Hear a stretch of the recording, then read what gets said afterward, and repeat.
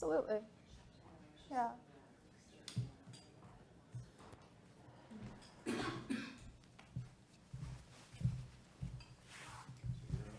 Okay, great. Well, welcome all after breakfast. And here we are back in the room. We're going to start with an anatomy lesson because when you start moving inside your body, you have less sensation. We have more nerves on the outside of our body, right? Lots of them on the hands and the feet and in the face, because that's how we experience information from the world.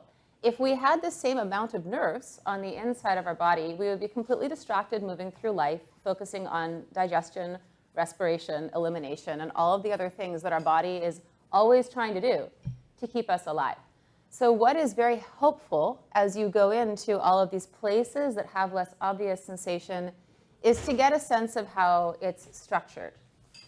So first of all, what I'd like to look at is just our breath container. Right, so put your hands on like one part of you that breathes. It's very obvious that moves when you breathe. There's this, there's this. All right, so maybe just bring your hands to a place that you know works when you breathe and take a breath. And exhale and feel the movement.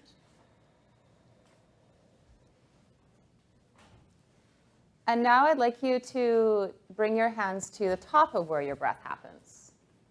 So where would that be? Yeah, we've got some options here. Inhale through your nose. And put your finger on how high you feel that up in your body. Anybody ever jump into a pool and get water up their nose?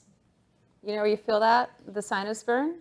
So consider that's probably sort of the top of where breathing could access or change you from the inside. So let's just bring our hands up to about where our sinuses are, where you feel the burn when you jump into the water and you didn't plug your nose. And now inside your head, there's a lot of different cavities, hollows. You can release your hands now.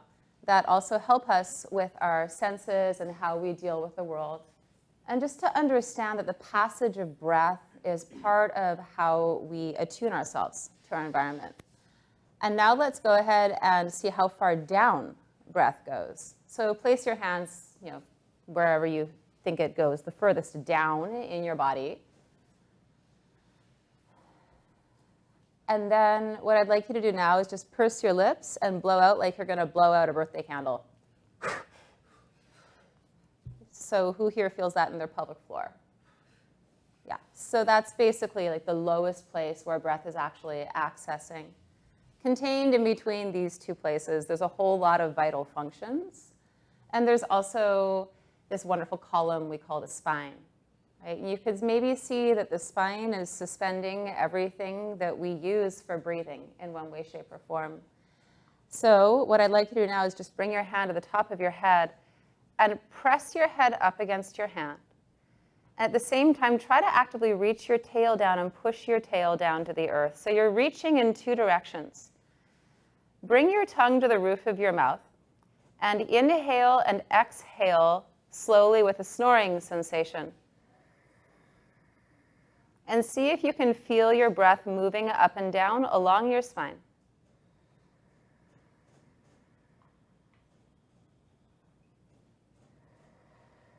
So what you're looking for is sensing the effort to push up and also the ability to sense movement around these places. Maybe you feel it widening, maybe you feel it going up and down. The important part is that you feel how you're working.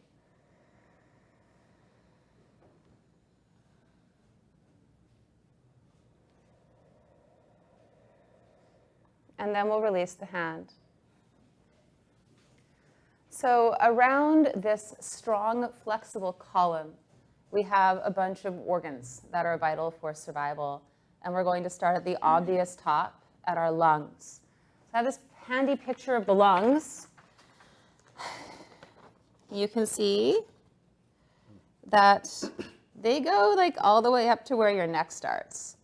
So when we have our grade 3 view of anatomy, we tend to think of the lungs as two kidney-shaped things somewhere around here. And that's not super accurate. They're way up here on top. You have 3 compartments on your right, and you have 2 compartments on your left because the space that would have occupied that 3rd compartment is occupied by your heart. All really important things for our body that our body tends to pack very close inside. So the things that are the most important for survival are all located close to the center in the middle of us. And we can see that the heart's really important and the lungs are around that. Then beneath that, you have this, which is called the diaphragm. This is a great big super important muscle that we couldn't spend enough time on if I tried all day. So we'll just summarize. It's kind of like a parachute or a saucer. It separates your respiratory system from your digestive system. And apart from a hole for your spine and some little things that like connect and some bags that hold the organs, it is essentially unbroken through your body. It's like this massive pump. It attaches to the inside tissue of your ribs, the muscle tissue. So now we have lungs on top, and we've got this great big circular muscle. And then underneath that circular muscle, we have our digestion, our elimination, our reproductive systems. They look kind of like this. So that's a lovely big mess that's hanging out underneath our lungs. I'm not going to go too far into that because digestive system, again, you can spend all day on that. Your lungs respond to volume, right? Air fills your lungs and they expand. Your digestive system also responds to volume. Liquids and solids fill your digestive system and it also expands and contracts as they move through you. But the lungs are what actually are reacting to the air. And because of their location above your digestive system, as air fills up, it pushes down on the diaphragm. The diaphragm then presses down the digestive system, and all your organs are squashed out or displaced because of that volume of air. So let's just look again for a moment inside of our bodies. Inhale and exhale and see if you can sense where the volume is going right now.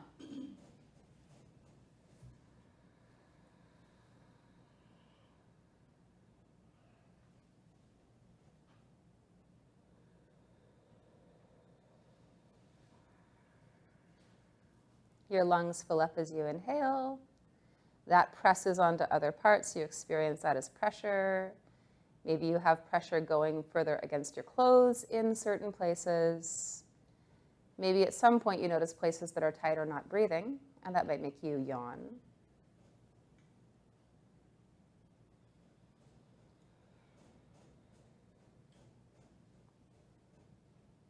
And just one last breath, seeing where you can notice movement.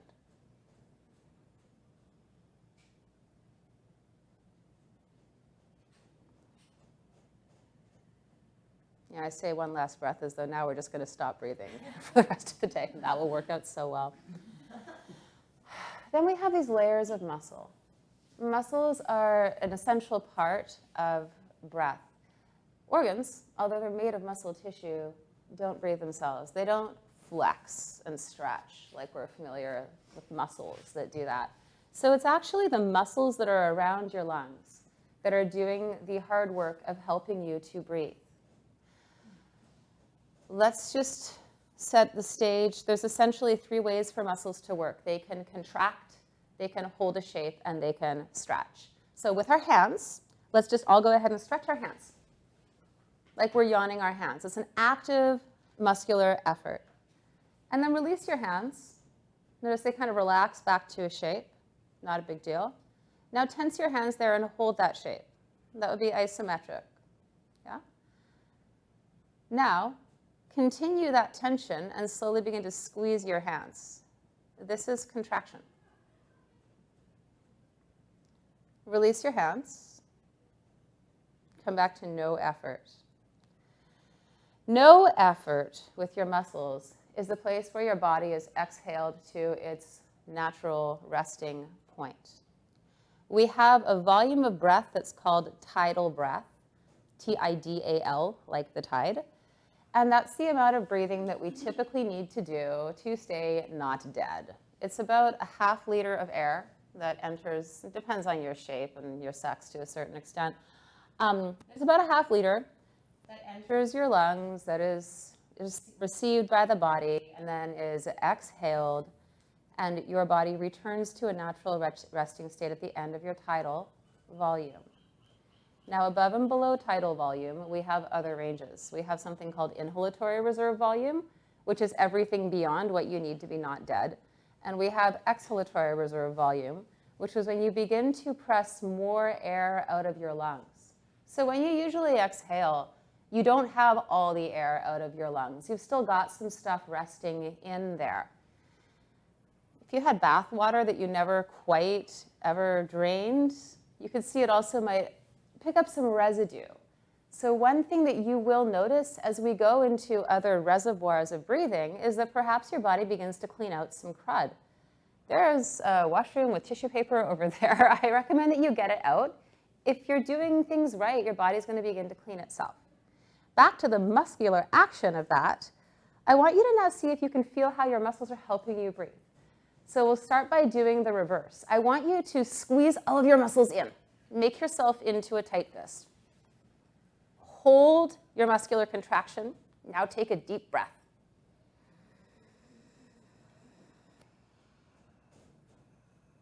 Now exhale. Release. Who here noticed that they had to breathe really differently to make that happen? Yeah. Would anyone care to share what they felt breathing? What was working for you? Where did breath go? Into your chest? Okay. Anyone feel it kind of deep within their stomach? Yeah, deeper in the back, deeper in the stomach. Lower pit. Actually, less stomach and more ribs. Okay. So basically from that, you're able to see where you don't usually breathe, because it's going to get pushed somewhere in your body. It's just that it wasn't where we usually did. And you are also able then to feel, by the lack of the ability to contract your muscles to stretch them, right, to activate them, to stretch them.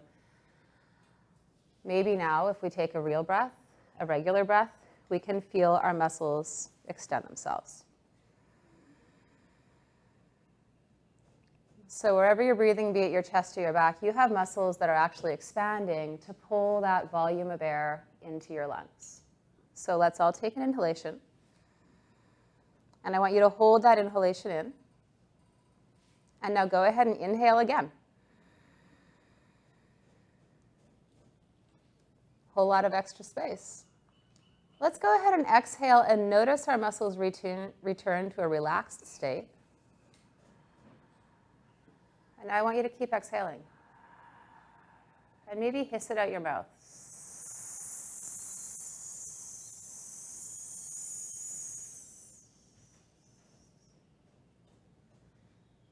And when you're ready, hold the breath out for a couple seconds. I promise you will not suffocate. Bring your tongue to the roof of your mouth and gently inhale.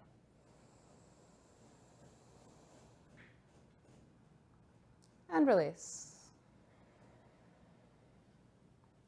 So maybe you also felt how at a certain point in time, your body began to tense up, whether you were asking it to or not, to continue exhaling that volume of air out of your body. So this is how breath moves into expansion and contraction with the muscles.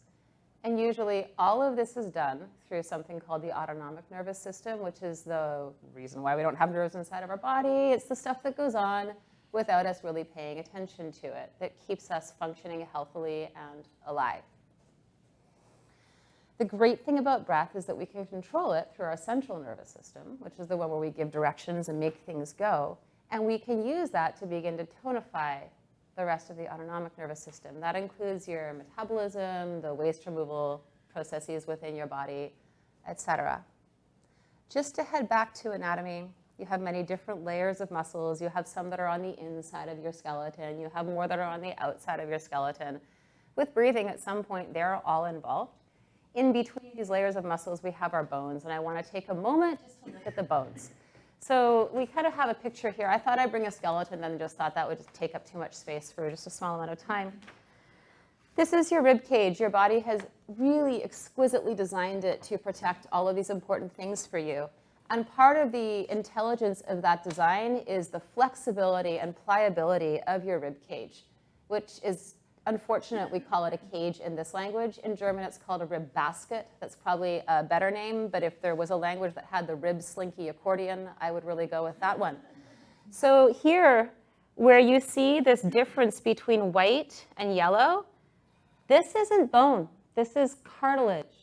Cartilage is what you have in your nose and your ears. It's connective tissue, that intelligent matrix that goes from super gummy to very, very hard, but ultimately is more pliant than bone. So because we have cartilage here, we actually have two joints. We have the joint where the ribs intersect with the sternum. That's that great big bony thing that you can feel here. Maybe tap it on yourselves just so you're familiar. And then we've got the cartilage here. So we've got this joint right here. So let's see if we can feel that. Let's start with our fingers, tap the bony bit, the hard sternum. You can usually find your second rib, just so you know where things are. That's that great big bump. So that's rib number 2. And let's bring the hands slightly out. And let's get one thumb by the armpit and the fingers on the cartilagey ribs close to the sternum. And I just want you to take your chest in and then move it out. And notice that it doesn't just move in space, it contracts and it expands. All right, so 2 joints in the front. Now in the back, it's also intricate and beautiful. Your ribs intersect with your vertebrae somewhat like a zipper. So the ribs just kind of fit in there to space out the discs in beside the bones. And that allows for movement like this, as well as like this. So let's bring the hands to the back.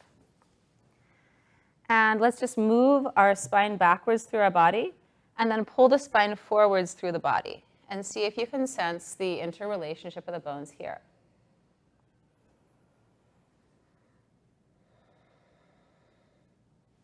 But wait, there's more. We're 3-dimensional. Let's go ahead and lean onto one side. And then go ahead and stretch one set of ribs up to the ceiling and bring them back down a couple times. And see if, again, you can feel the movement of your bones in the back. And then do the other side.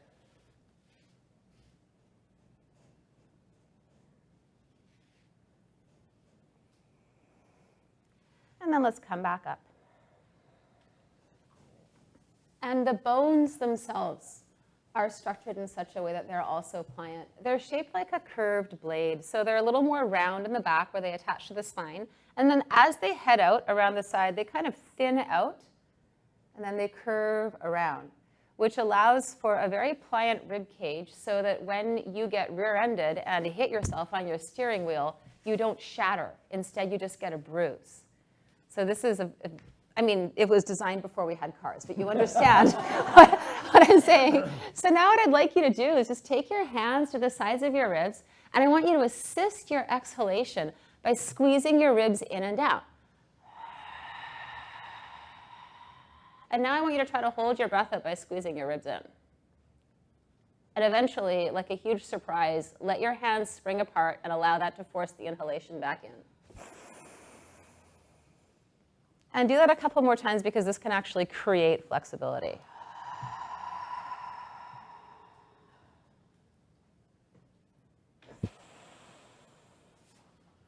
One more time.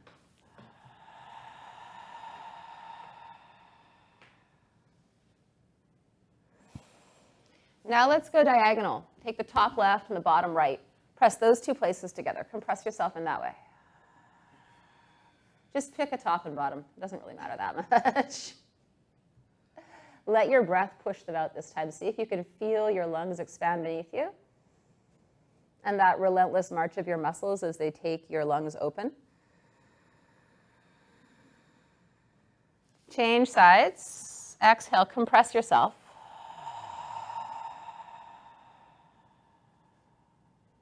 And then inhale your breath back into these places to push your hands apart.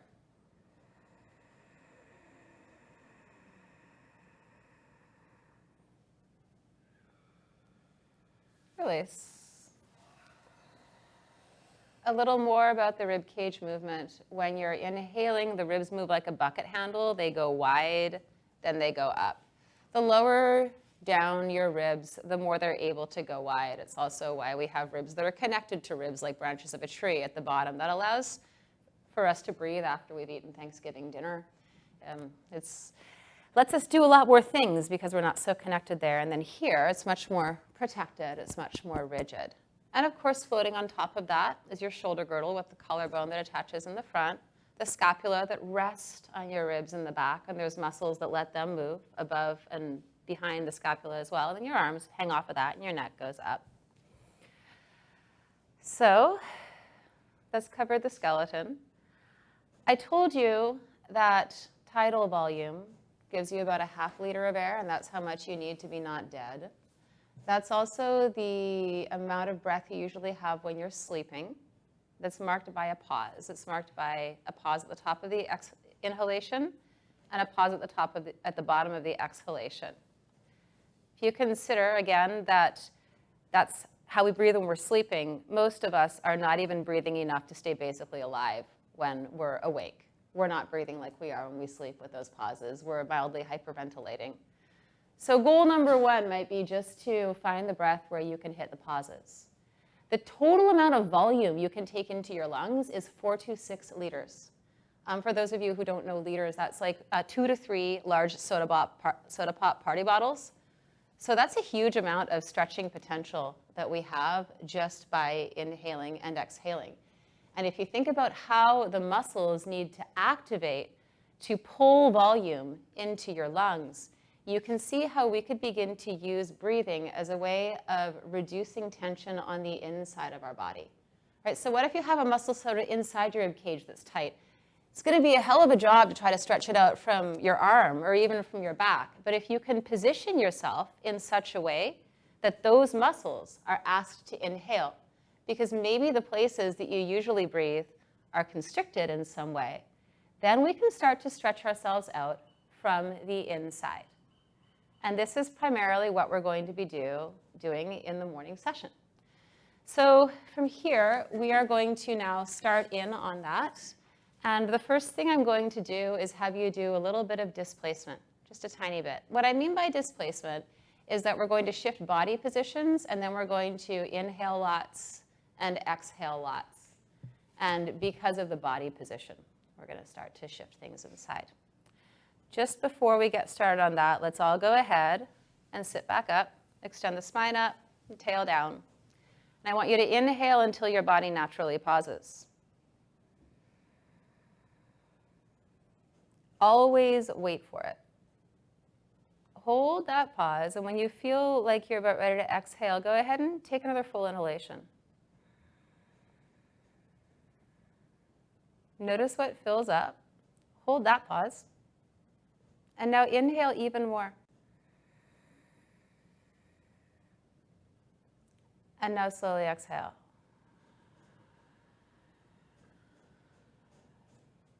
You don't need to work anything except for your nose to breathe more. If you simply ask your nose to inhale, the breath is going to get shoved somewhere. It may not be comfortable at first, but that's also because these places aren't used to taking in inhalation. So we're going to start. I'm going to pull out some props here.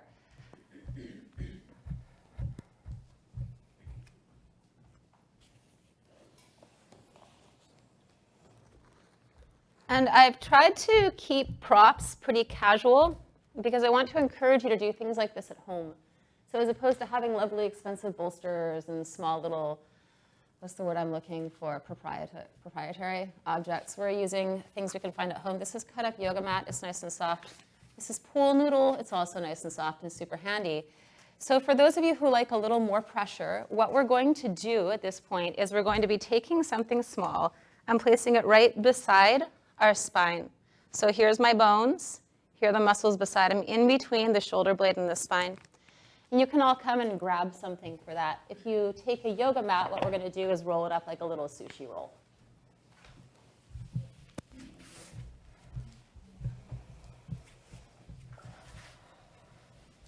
I want one of these for you and for your mom. Yeah, half.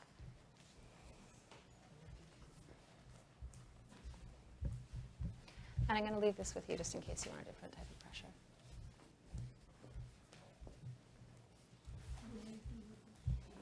Una, you might find the full noodle is a little much for that.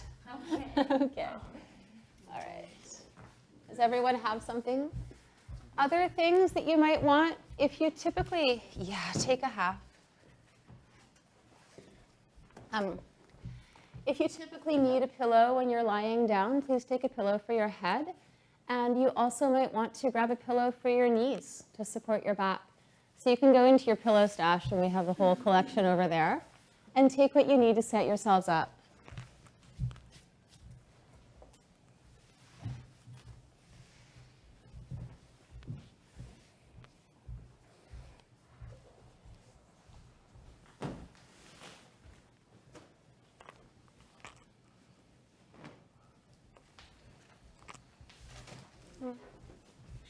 Be fine.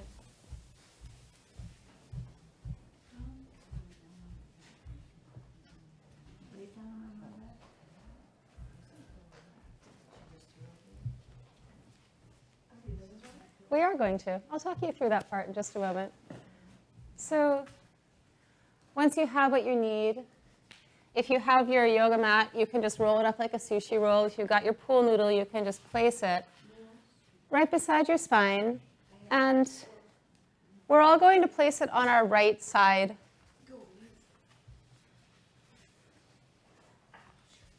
And then you can just go ahead and lie down on that. And feel free to close your eyes.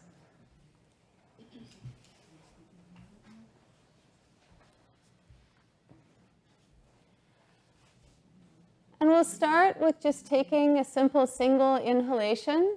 And I want you to send your breath directly to your piece of mat or your noodle. And from here on out, we're just going to give it a name so I don't have to say all of the small words again. So we'll just call it Frank. We're going to lie on Frank now. And we're going to put him on the right-hand side of our spine. And I want you to push your breath into Frank as you inhale. And I want you to hold that pressure. And then as you exhale, let's go ahead and feel the release of pressure coming off of Frank. And at the end range, let's just keep that breath out for a moment.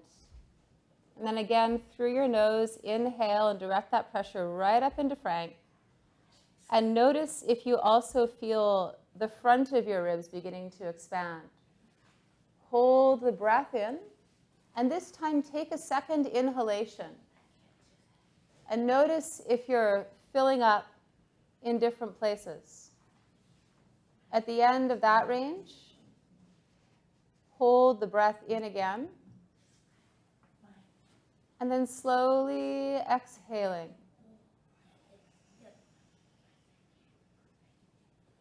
And at the end range of the exhalation, hold the breath out. This time as you inhale, try to fill everything up but the places you feel pressure. Let the breath be suspended at the top. Inhaling more again. Notice what's open now. And then see if you can inhale even more. Just pull it in through your nose. And as you exhale, go ahead and make a hissing sound.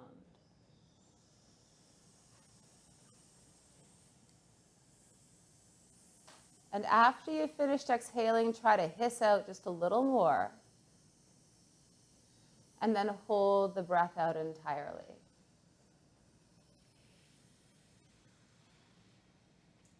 I call this a triple inhalation.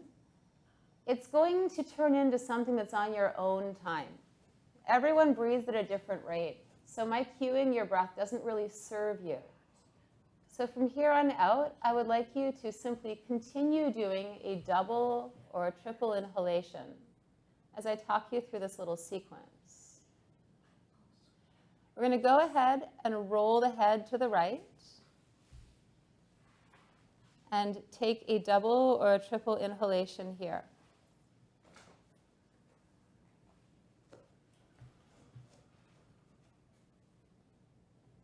Try to suspend, and as you exhale, maybe make that hissing sound, or like you're blowing breath out of a tiny swizzle straw.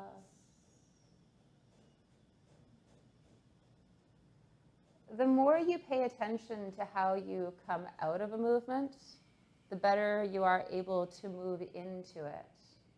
We learn on the eccentric contraction. So by studying how you exhale, you learn how to better inhale. See if your head rolls even further to the right now, because gravity is helping that heavy thing.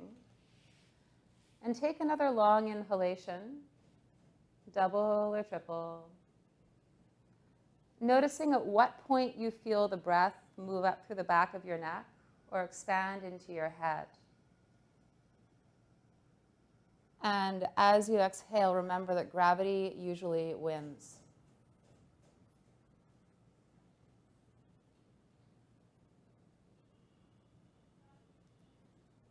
On your next inhalation, go ahead and roll your head back to center as though you could fill yourself up. Right, like that guy at the tourist area who blows up the balloon dogs. And you see it go from a thin thing to a full thing. And on the next exhalation, allow your head to roll to the left as much as is comfortable. Yeah, I fully encourage Goldilocksing, where you try different things until you find what's just right. This is why you have a ton of pillows. You've got limbs that can adjust things. So when your body wants something, see if you can have a dialogue about that. And once you're on the left-hand side, go ahead and begin your double or triple inhalations.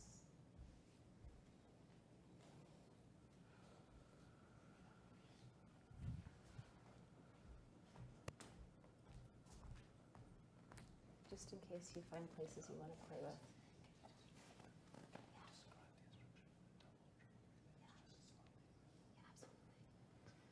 So, to clarify with double or triple inhalations, what I mean is that we're surfing the pause and then repeating the same thing. I'll just talk to you a little bit about that. The technical term for the pause is called an apnea. So if you wanted to get technical about it, tidal volume is delineated by apneas in between the inhalation and the exhalation.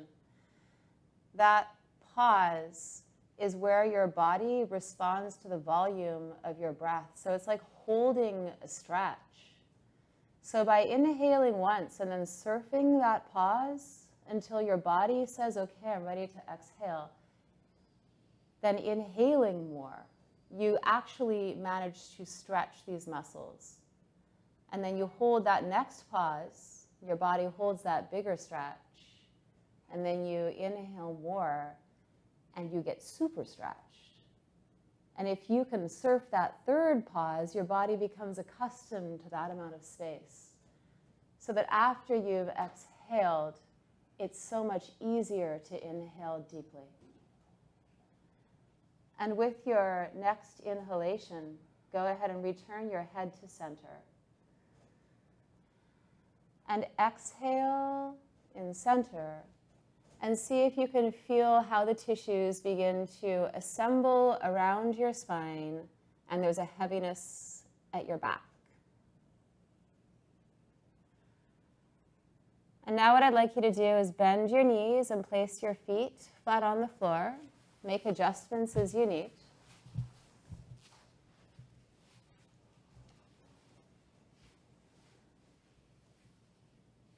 And from here, go ahead and widen your feet so that they're perhaps towards the outsides of your mat. And inhale just once. And then as you exhale, allow the right knee to fall towards the left ankle. So that's taking your right hip up off the floor.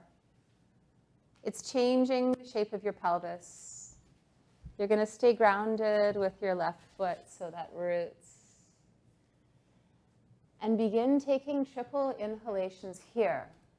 So inhale and feel where breath goes now. Holding the pause, and then inhaling more. So you can maybe feel your low back flood with breath. And then inhale most. And then slowly exhaling, allowing the right femur to drop even further down towards the floor. And see if you can hiss your breath out until maybe you feel a stretching in the front of your body.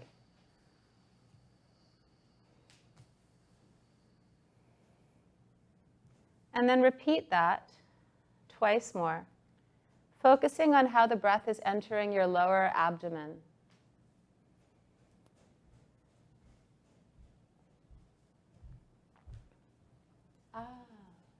Here. So what happens if we cross it over? Does that work? Yeah.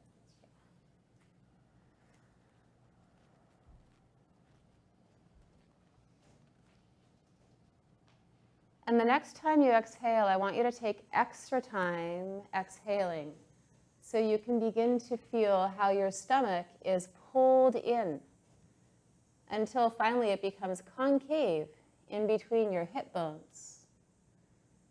Because what's happening with that is that your digestive system is surrounded by a little bag because your body is smart like that. I'll tell you more about that on the other side. We're going to go ahead and inhale, our both knees back to center. Once you've filled yourself up entirely, you can exhale and bring the left knee over towards the right.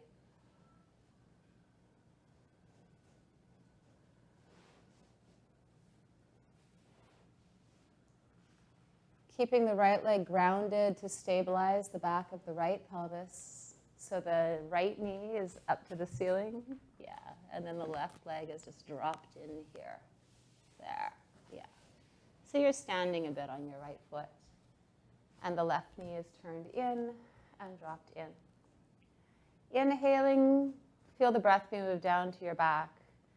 And now again, as you exhale, let's go back into what happens with your digestive system that is intelligently double-bagged. Because your body likes to protect things that are vital to it. And I mentioned that the diaphragm is essentially unbroken but connected to certain things. So your diaphragm is connected to this bag called the peritoneum that surrounds your digestive system. Your lungs are also bagged. That's called the pleura. And your heart is also bagged. It's called the pericardium. Most of us are familiar with at least the pericardium. As the air exits your lungs, the diaphragm is pulled up. And that pulls on the bag that surrounds your digestive system and draws that up as well. So as you feel this disappearing stomach through your exhalation, what's happening is that the digestive system is being breathed. And that's changing the shape of your interior. On your next inhalation, you can go ahead and return yourself to center. Try to fill yourself up as though you were filling yourself up like a balloon.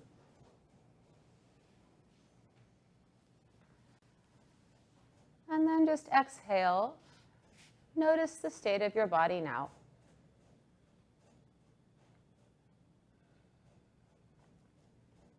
If you'd like to bring your legs back down to a lying down position, you're welcome to. If you like to have your feet on the floor, that works too. We're going to go ahead and take hold of our elbows now. So just lift them up at about the level of your rib cage, not too high. Breathe in and try to breathe into your back. Stay on Frank, unless he's really uncomfortable. And then as you exhale, go ahead and take your left elbow over to the left. Let your right arm follow that. So we've moved our arms to the left, and we pulled our right shoulder blade off the back of our ribs. Feel the pressure of Frank. Feel the pressure of your right arm against the front of your right ribs. And inhale directly into all of those places, going back into a triple inhalation.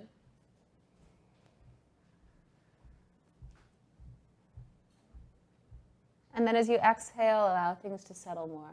So actually going to be over to this side, but keep the weight inside there. Yeah, and now breathe into all the tight places. Just let this move down a little bit. Yeah. Keep letting gravity win and go ahead and roll your head to the right. So now you'll probably have your chin nestled into a very tiny place above the right shoulder. And take another triple inhalation, breathing into all the pressures you feel as though you were trying to escape from some kind of cage. Push out.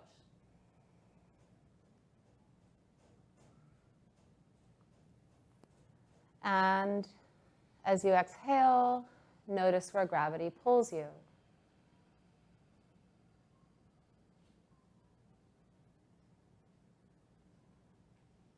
On your next inhalation, inflate yourself back to a neutral, central position, hands, head, legs. Exhale your arms down. Take one easy breath and just check in with how your body is feeling now.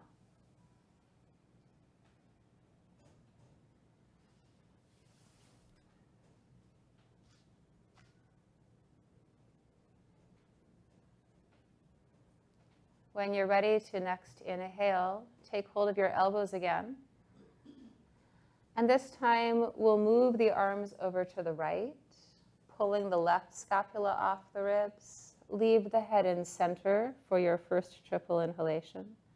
So the back of your right arm is pulling down. Your left arm is crossing your body. You feel the top of your left arm pushing against your ribs. And you're going to inhale into your back and front, into all the pressures you feel. Taking your triple inhalation and using that to create space in this shape.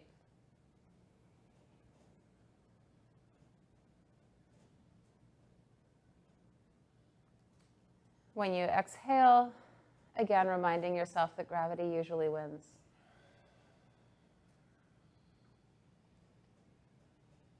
Inhale directly into the back of your head. Try to flood the base of your skull with awareness. And then exhale and let your chin migrate to the left. You're going to roll your head like a slow motion bowling ball over towards your left shoulder until you've nestled your chin into your shoulder. And then take another triple inhalation here. Noticing where you distribute pressure, how you leverage breath into the difficult places.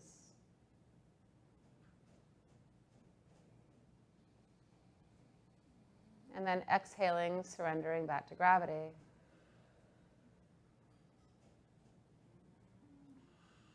And on the next inhalation, you can come back to center. Exhale your arms down and take that little thing out from behind your ribs. But then lie right back down and feel your breath.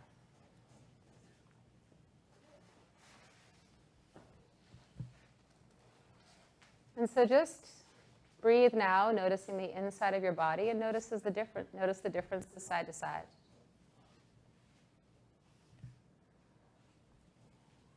And more than likely, you've got a huge feeling of space on your right side. And I want you to notice how far up and down along your central lines that space travels. Perhaps it's far longer than just where we had whatever it was pressing up against those muscles. So the only thing that separates muscles is a scalpel. Inside your body, it's just all interconnected. They're just these movement highways.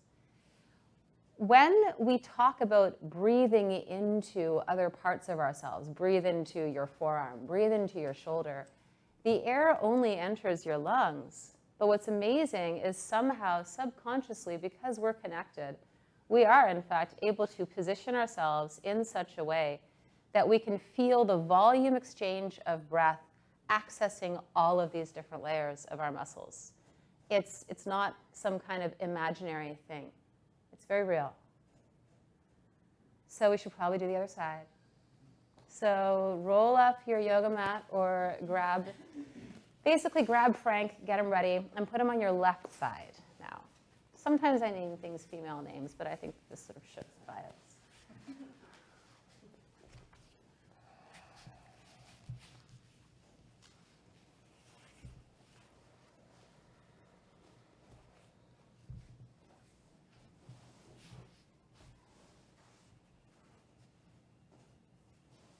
And then, here we go. So start with just sending your breath to Frank. Right? Just do an exercise so that you begin to learn how to create control when you're linking your central and your autonomic nervous system. And then go ahead and take a double or a triple inhalation and really push breath into Frank. And after you've done that, notice where it goes afterwards.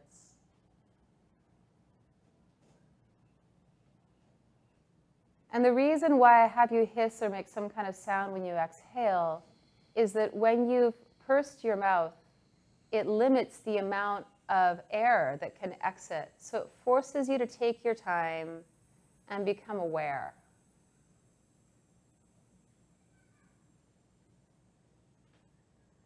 It also does help me know that you haven't fallen asleep.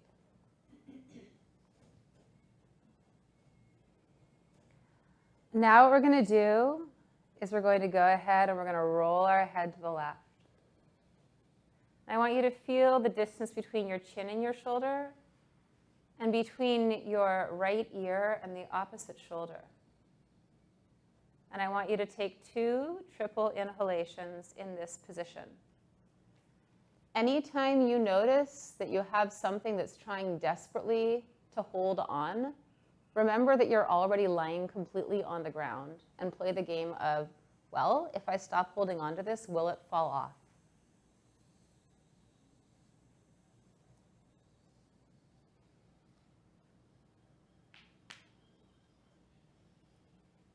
If something feels strained, consider that maybe you might want to prop up an area around it. If your neck's feeling strained, maybe you need to prop up your skull so it has a better relationship with gravity. If your back's strained, maybe you need to prop up your knees. The next inhalation, go ahead and return yourself to center. And exhale your head to the right, feeling the cheek and the ear getting heavy, and then noticing if the jaw has joined in or not. And take 2 triple inhalations with the head to the left.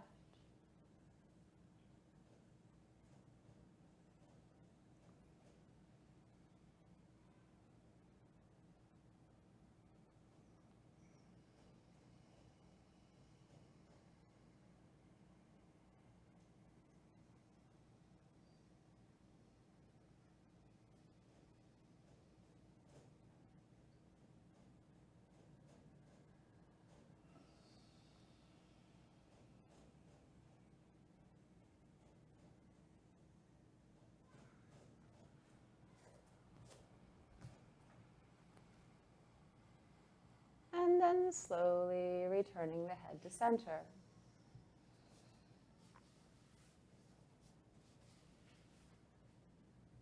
Take a breath in center. Notice your spine. Notice your back and your legs. And then choose to bend your knees, placing the feet flat on the floor. We'll breathe in. And as you exhale, we'll go ahead and we'll let the left leg rock towards the inside of the right ankle. Stabilizing with your right foot on the floor, the knee facing up to the ceiling. Twisting the pelvis to create contrast. And taking 2 triple inhalations here, noticing as breath swells and then deflates your abdomen. After a big meal, this one is super helpful.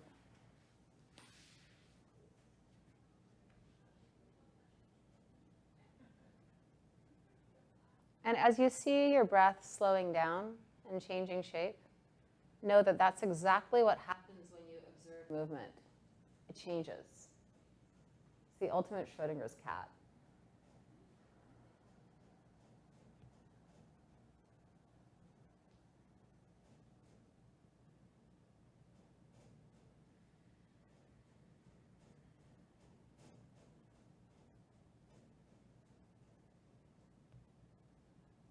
with the next time you inhale, inflate yourself back up. What happens if you imagine your knee was a balloon and you sent breath to your knee? And then you let that fill up your back, and finally the breath swelled up. It realigned your torso and your head. And whenever you're ready, you can go ahead and let gravity help you change sides. If it's difficult, you may want to just widen your legs a little more for a broader base. You can also cross the leg over its friend for a different option. Taking 2 triple inhalations here. And depending on how involved you want to get with this, you can start making minute shifts with your shape to change where you direct breath. If your knees are closer up to your torso, it's going to send more breath to your lower back. Further away, and usually it gets into the front of your abdomen more. Noticing the feelings of stretching inside. Once you've finished 2 triple inhalations, return yourself to center.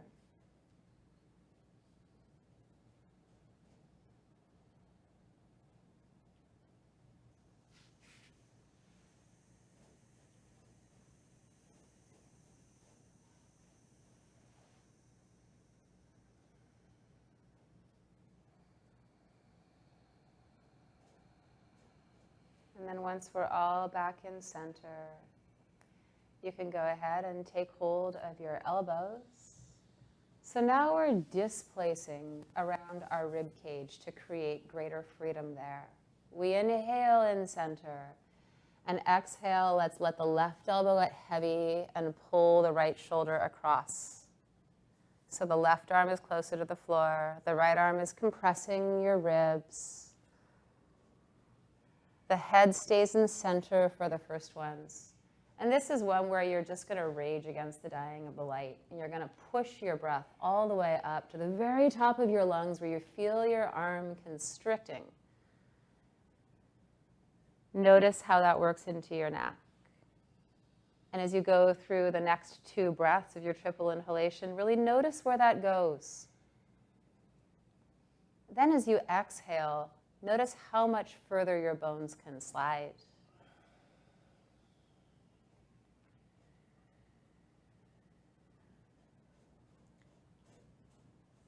And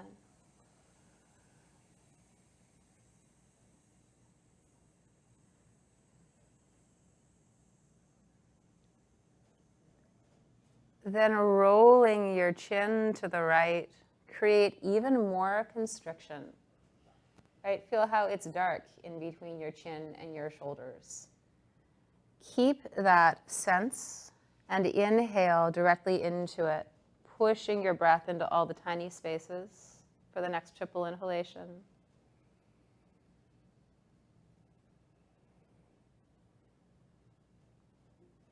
And when you're ready to exhale, allow yourself to make the sound so you can observe more what happens.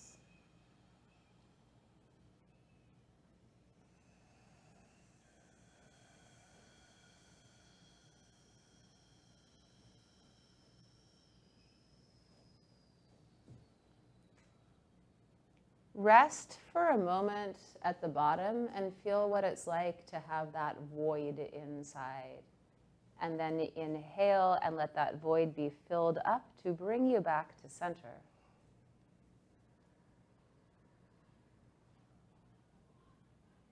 And then inhale more to make sure there aren't any additional wrinkles.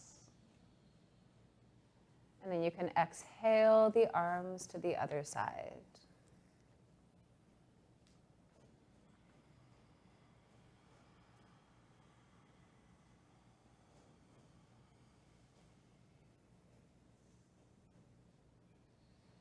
Keeping the head in center, take a triple inhalation. Breathing into all the pressures, using that as a guide to direct breath inside of your body.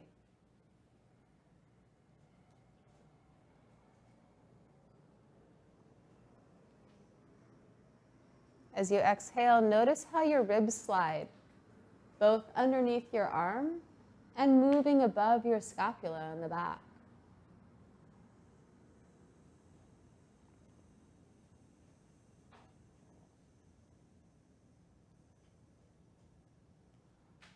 Rolling your head now to the left for one final triple inhalation in this position.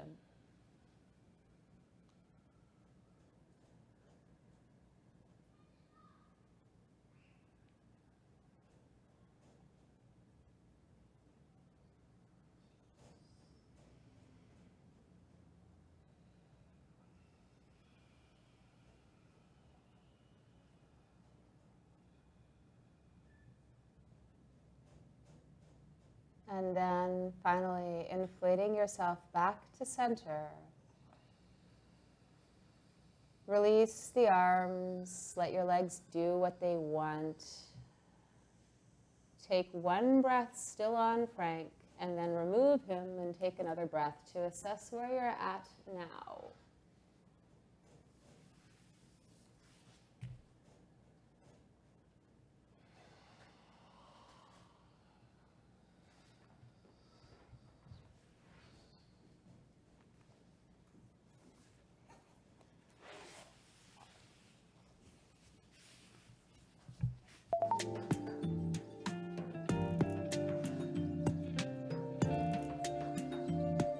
Because, you know, sometimes it's nice to not just listen to your breath. So we'll have some music. Go ahead and roll to your side and then come to seated for a moment.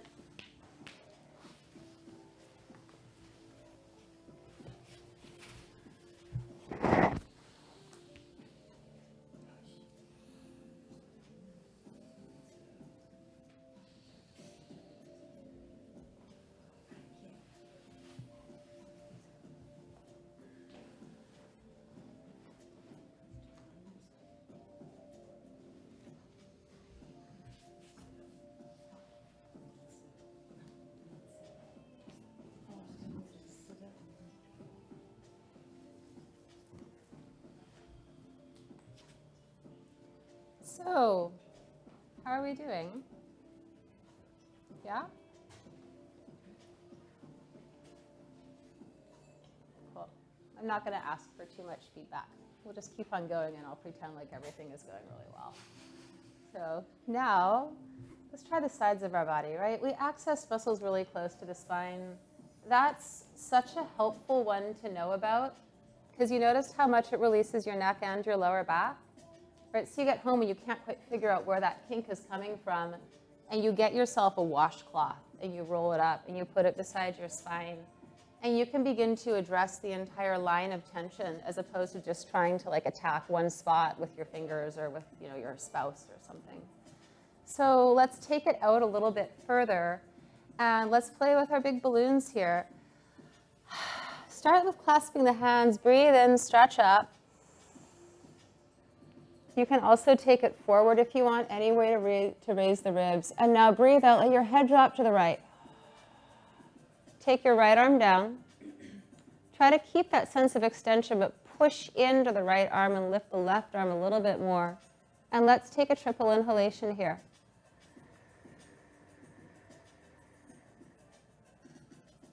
Surf the pause, then work your nose to inhale more. And then most. Try to really press that top arm away. And now I want you to keep reaching as you exhale.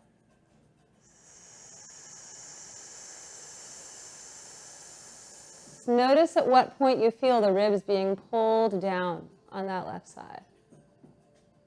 And then breathe in again after the pause and push the hand away more.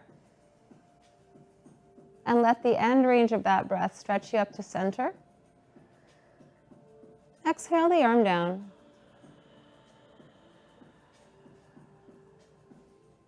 Take a breath in center, feel the difference.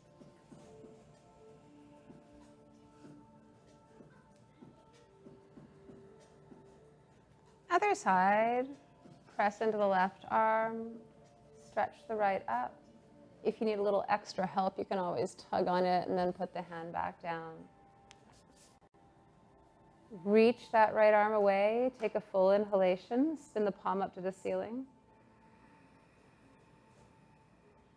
When your body pauses, just surf on through it, and then inhale more, pressing more into the left arm. Hold that shape. Press even more into the right arm now. Inhale. And keep reaching as you exhale, allowing the ribs eventually to slide down.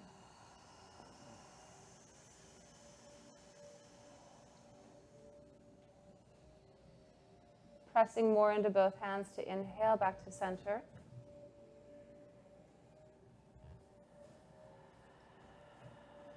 And I want us just to do one shoulder roll, taking them forward, up, exhale back,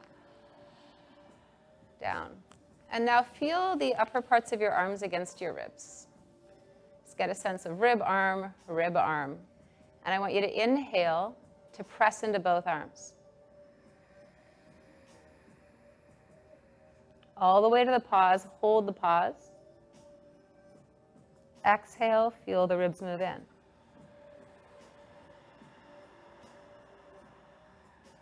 And I want at the end that you can feel how your ribs are slightly tight, holding the breath out. Keep the ribs tight on the left side. Inhale only into your right.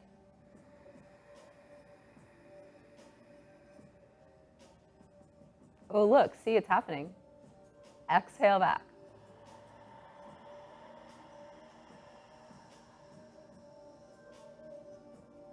And then inhale left.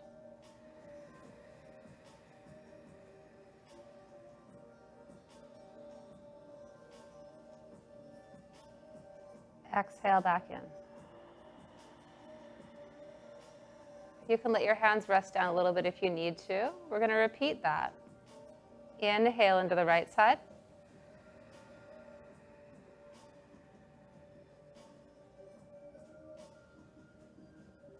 Exhale, return center. And then inhale into the left side.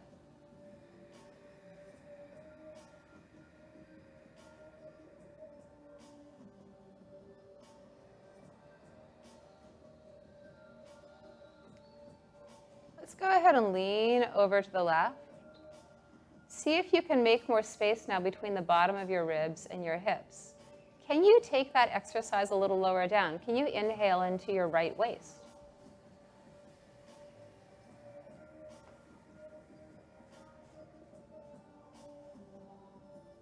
Exhale.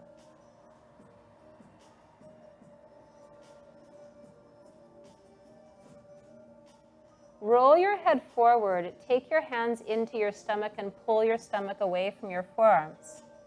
Can you inhale into your lower back?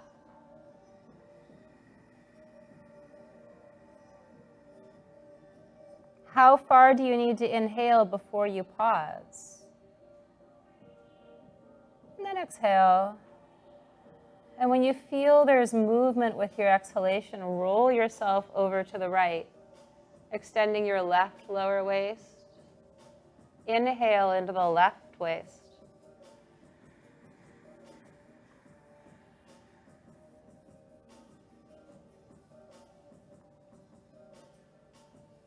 And then exhale.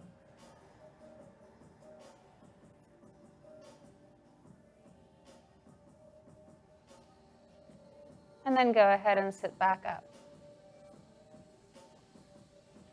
So we'll open up the entire side body now. This is also going to be done lying down. If anyone's not comfortable lying down, just stay seated and I'll work with you after I've got everybody else lying down. So what's going to happen is you can take, again, something for your back of your head or for your knees. And we'll begin with lying flat on the mat, taking the hands clasped up above us, if that's comfortable for you.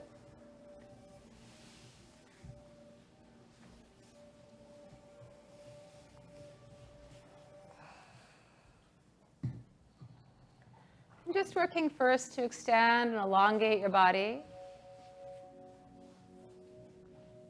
And then go ahead and take your hands over to your right.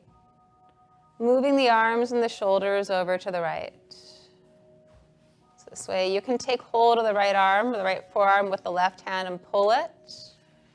If you need something behind your arms to support them, I can bring you a pillow as well.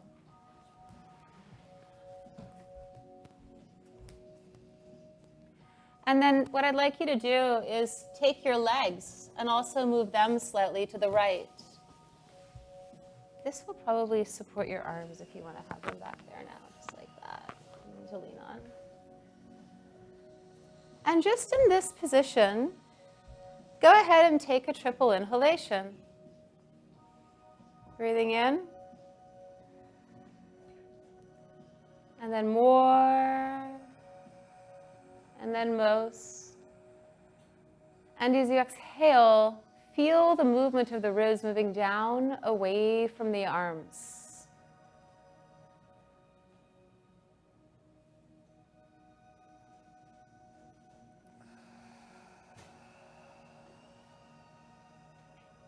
And then let's go ahead and take that left leg and cross it over the right leg.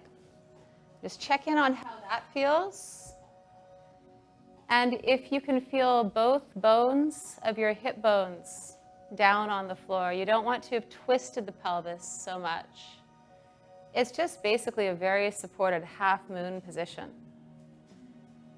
And take a triple inhalation here. Breathing into the stretch, holding that. And then going more and then most on your own time.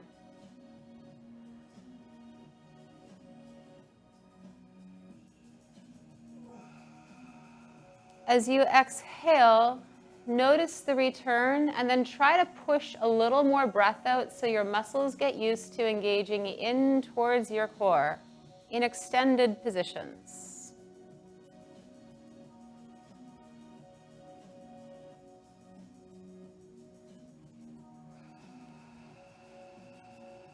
And then when you're ready, slowly release the hands and the legs and return back to what you believe is neutral, which is most likely not going to feel very neutral right now. So we also create our internal awareness. We build that landscape through contrast. When you feel differently on both sides, it's the best opportunity to learn about where you are.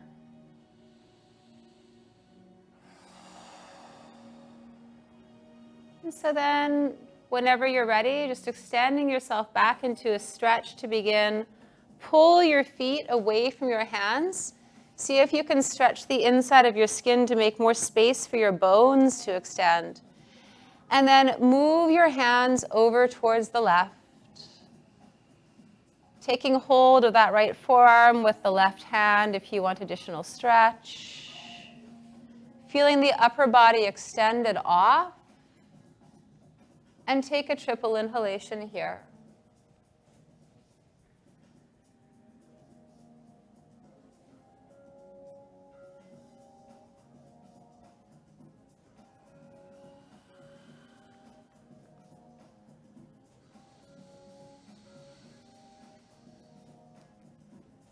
And then taking that right leg and crossing it over the left to extend that stretch down through the bottom of the waist.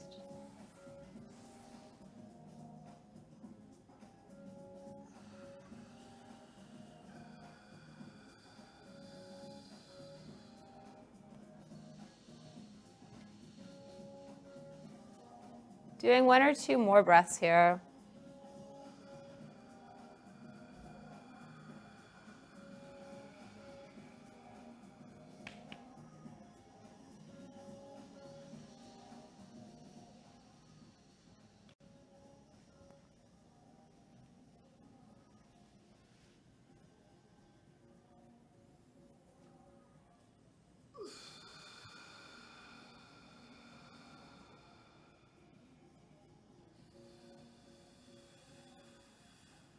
And when you're ready, you can inhale yourselves back to center, stretching long.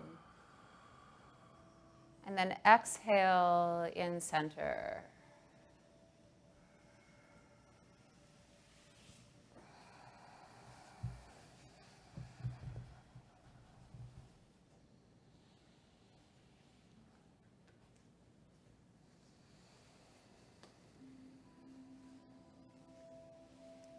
Okay. So those are things that I like to do as brief introductions to what stretching can do for your body. And from here, for the rest of the morning, we're going to work on building a supported breathing practice, which looks suspiciously like restorative yoga. Although we may be applying certain positions for different reasons. So this is where we're going to go ahead and grab all of our props. If you brought pillows and blankets, and if you didn't, we have some extra ones and some yoga mats and stuff. This is so when you're at home, you can go to your bedroom and grab your pillows and your blankets and your sheets, or pull the cushions off your couch and learn how you can build positions that are going to help to release stress in your body and also tonify muscles. So let's go. Cushions. The restroom is that way by the cafe.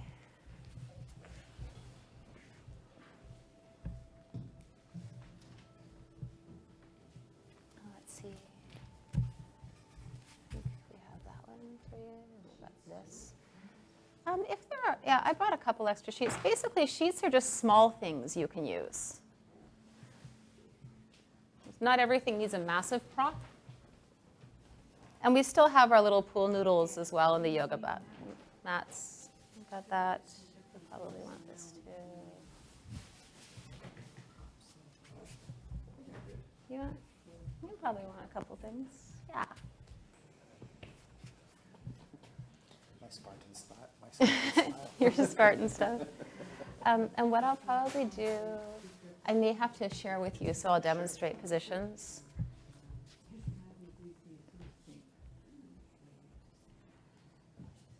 Yeah, we do have a couple extra things here. Let's see. I'm going to just borrow these. So to begin with, we're going to start with cradling the body. I'm going to borrow Stephen's things. So what you would want to do is have something behind your head, and then at least something behind your knees. We're trying to take the limbs off. So you could be here with the knees open and something elevating your head in a position where you can rest. And if you need to, you can bring your hands onto your body. If you have extra cushions, you can put them under your arms at home.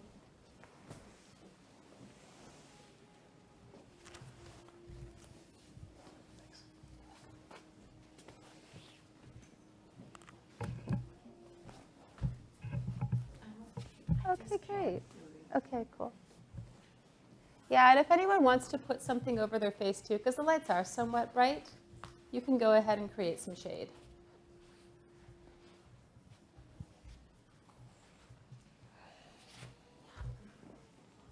That actually seems like you're pretty good on that side. You think you're all right? Okay.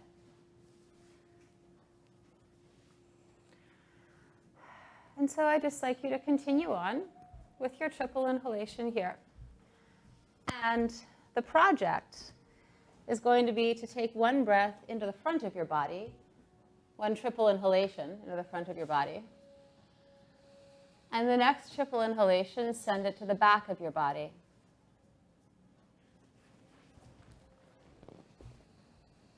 I think you may want a little bit more for here.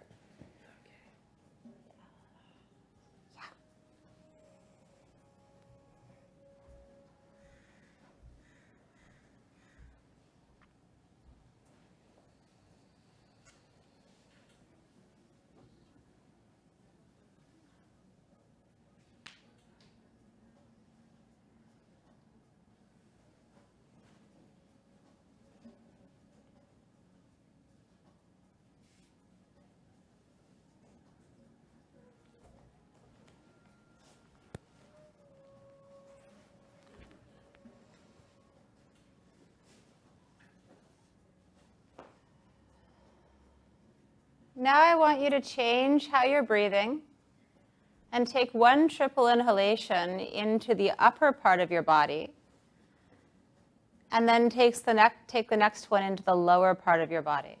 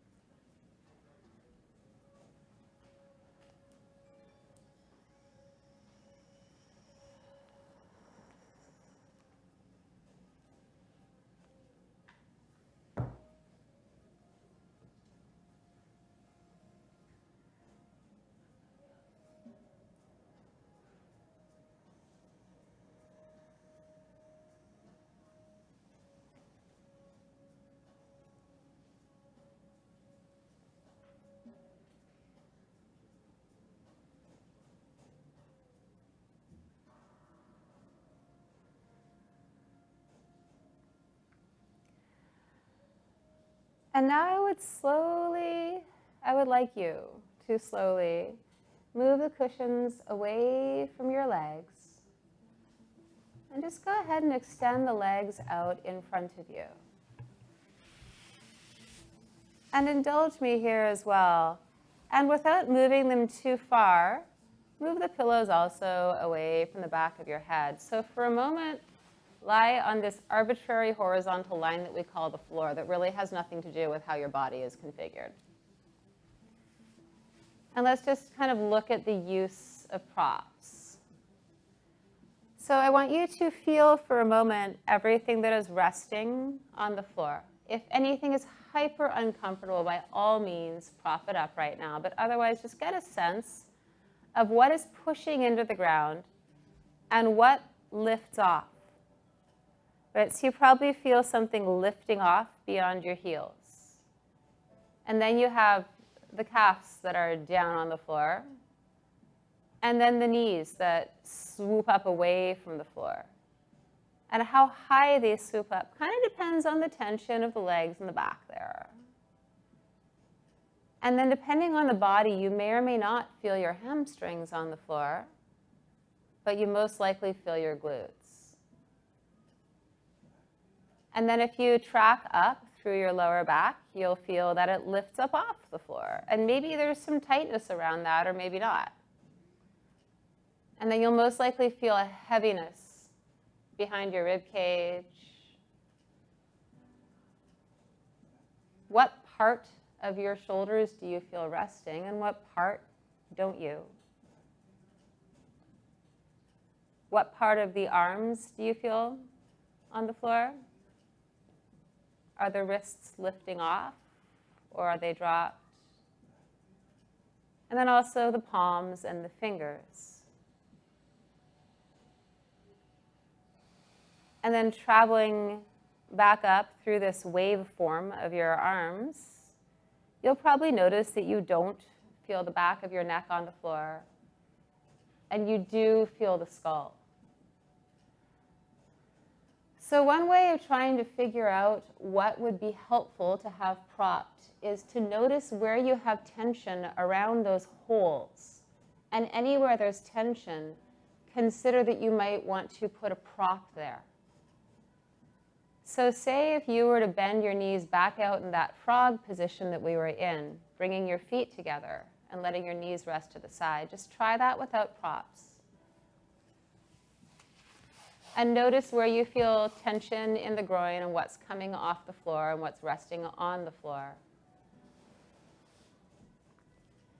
And then go back and see what happens if you replace some pillows, be it underneath the shins or the knees.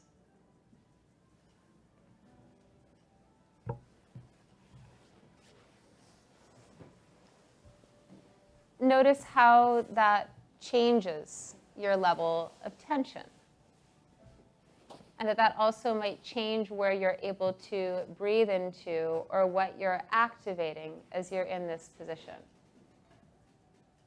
So propping up isn't to necessarily make something easier so much as it is to shift the intention of a position from work in some places to release in some places. So now from here, we're going to say goodbye to the cushions again. And I would like you to just take your both knees into your chest. Take hold of your knees and make little circles with your knees.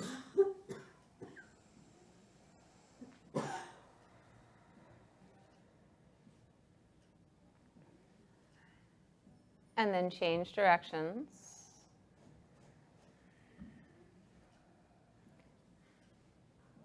And then hug your knees into your chest. We're constricting the body from the front. So if you can, take the knees so far in that maybe the hips are lifted up a little bit. And take a breath here and feel where the breath is forced.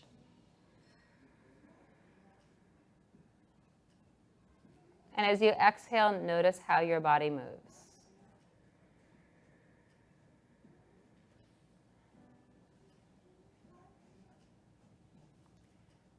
And now let's take a triple inhalation, continuing to press the knees into the front of the torso, expanding the back, forcing breath in between the SI joints. Whenever you think you're full, just ask yourself to inhale more.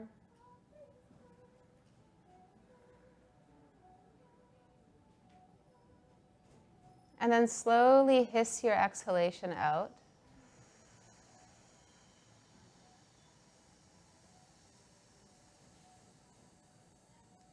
At the end range of your exhalation, slip your left leg out, hold on to your right knee even closer. Let your left leg go all the way to the floor.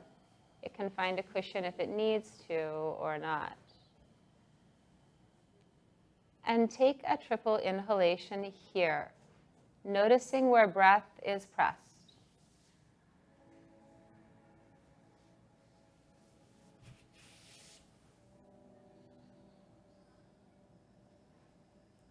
When you exhale, notice the places that become hollow in your torso.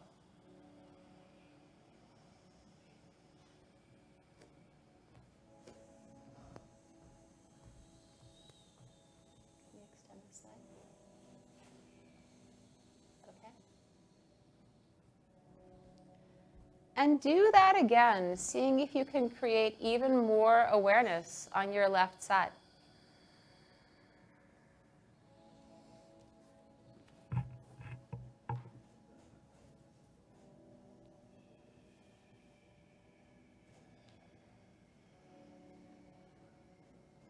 At the end range of your exhalation, see if you can still feel the back of your skull.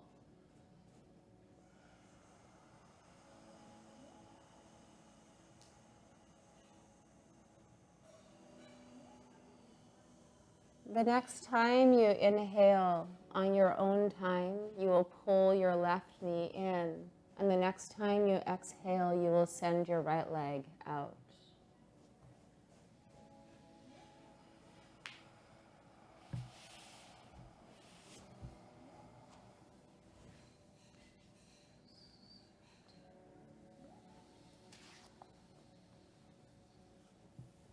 Carry on with your triple inhalations, moving as slowly as you need to. And any time that you feel stiffness or that your body is hesitant, back off and then take a breath. And use the breath to create internal movement where you weren't able to create it externally.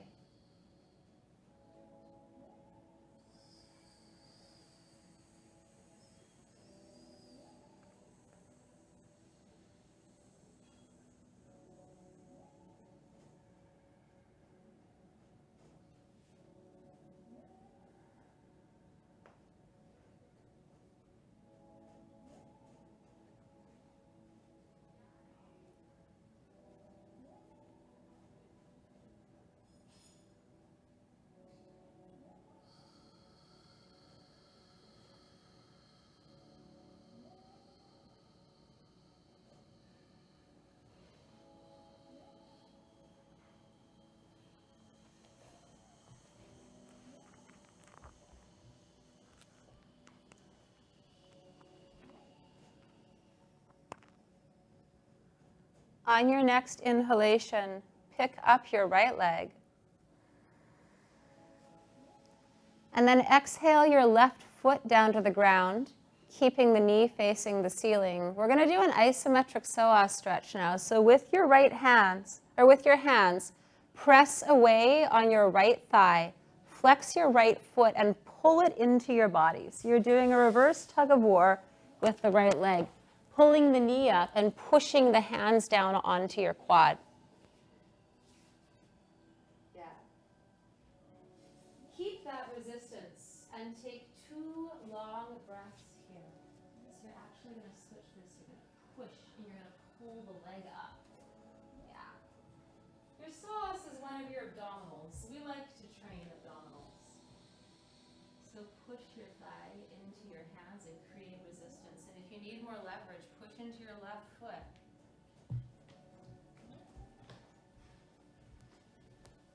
After you've taken these 2 long breaths, You can go ahead and release. And we'll just change sides when you're ready. Thank you. Create resistance. Lift your right leg up into your hands. Push down with your right leg into your hands. Have we all changed sides? No. Please do. I think I said right and meant left.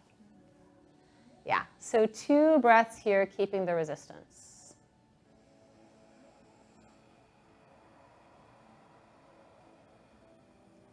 And after you've finished your second breath, I'd like you to go ahead and release the legs all the way. Again, only after you've finished breathing. And then take a breath into your body and see if you feel differences. Let your legs extend all the way.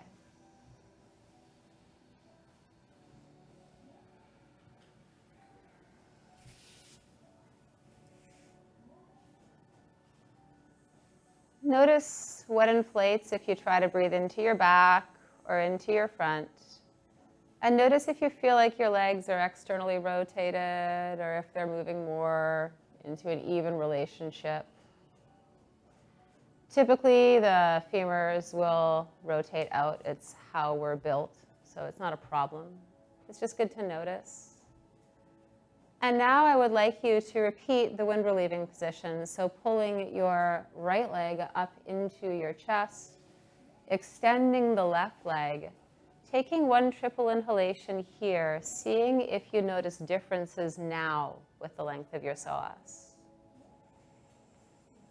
So usually after having done this, you're now pulling the knee into your chest. There's no more isometric contraction.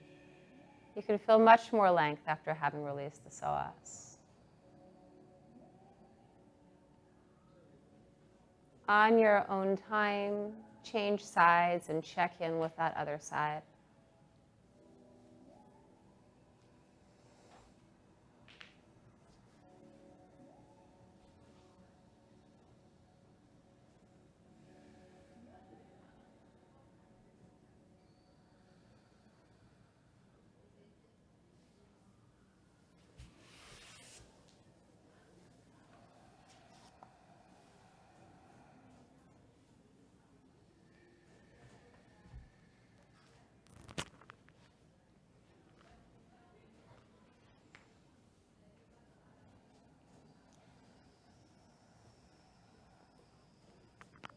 And then when you're ready, you can release your legs.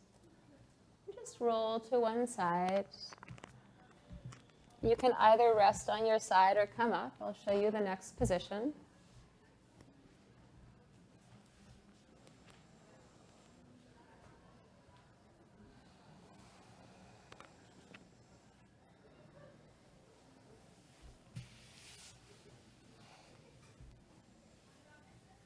So hopefully this is beginning to make some sense for you guys.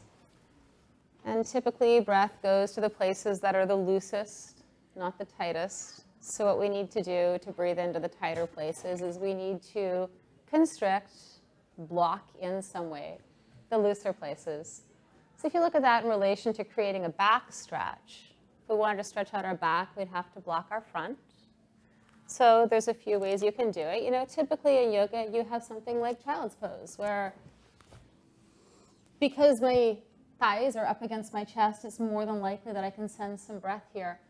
That works especially well if we've had a really large meal, if we're pregnant, or if we're Santa Claus. But for those of us who stay a little more fit, we often don't even get, which everybody in here is of that range, we don't often get a lot of pressure into our stomach. So you can add pressure if you take a pillow and you put it where otherwise you would have a paunch. And you kind of go over that. And if that's uncomfortable for your knees, you can widen them.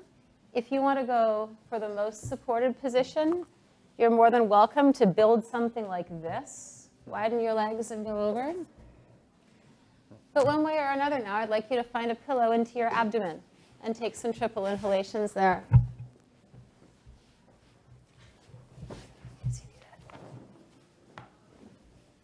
And if you want an additional pillow to support your head because it's hanging out somewhere in space, then you should grab one.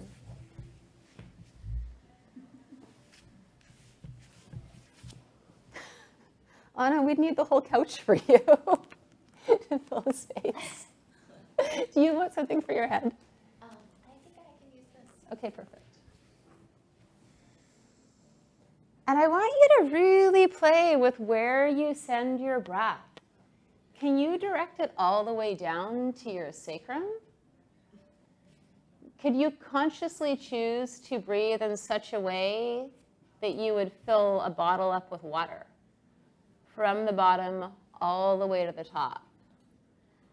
Paying a special attention to the places that you don't have as much awareness, where it's like, oh, breath went there magically. Notice what happens before and after, because those are going to be the pathways to get you more awareness about your breath. I think, Anne, in your case, what might make life best would be if you're actually straddling one pillow for your pelvis, like if we get this way.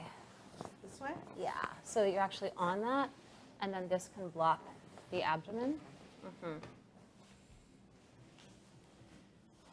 Does that make it any easier to rest? That's looking better to me. Yeah. And after playing with breathing into your sacrum, let's try breathing into your kidneys. Your kidneys are located, they're kind of high up in your back, underneath your rib cage, or thereabouts. So can you feel the sacrum heavy? And can you breathe into your kidneys to stretch out a different place in the back?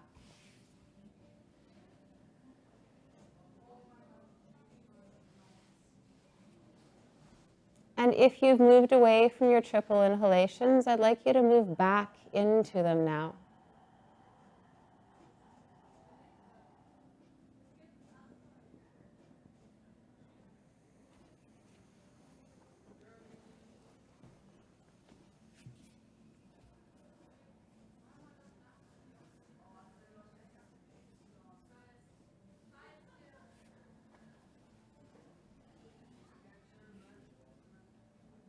Stephen, what may also help is if you straddle the other pillow so that you kind of fold that up and place it in that position and then head forward.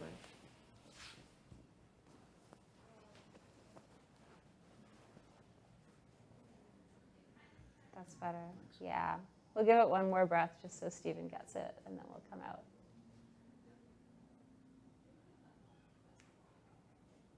And there's always choices to be made, because the more you breathe, the more you create this internal movement. And so it may seem from the outside like you've been hanging out in the same shape for a really long time. But internally, the landscape has changed so much that you're working on something very different. That's just helpful to remember if you find that you zoned out at home and you've been 15 minutes in a position. You probably were actually getting a lot done. And then you can slowly come out of this, taking your time and breathing into places that feel perhaps a little less stable because they were used to relying on tension for support as opposed to space.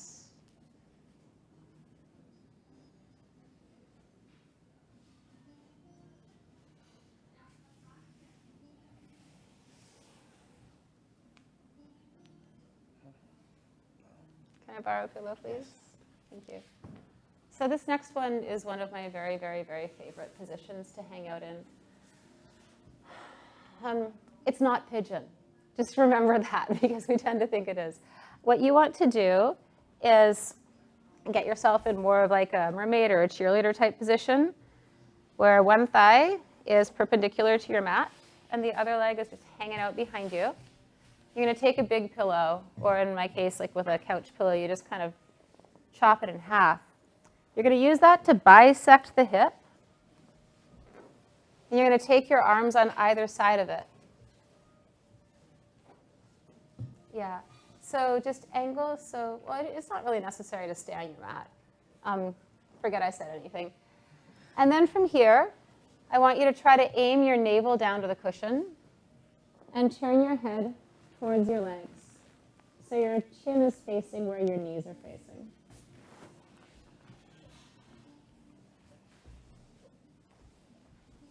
And so, Anne, I'm just going to shift this around for you a bit. This, it's possible, but what I think is that you probably want to do this. And then take yourself over it, so one hand's here, and one hand's here. That's right. And then you just spin your body down, and you're going to keep your head facing this side, like you are. And I want you to begin to breathe into your upper back, and then into your lower back. I would recommend you do, but then you'd have to wake up halfway through the night and change sides. And Tiffin, I'm just going to modify your position a little bit. You can come up. We're going to place it this way, and I want you to bring your hands to frame it here and here. Now, lift up one more time. Turn your belly button to face the blanket. Yeah, there we go. So supported spinal twist.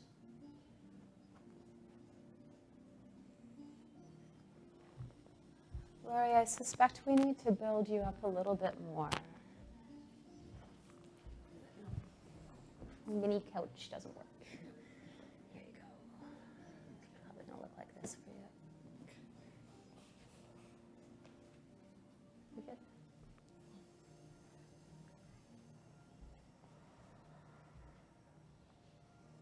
Let's see.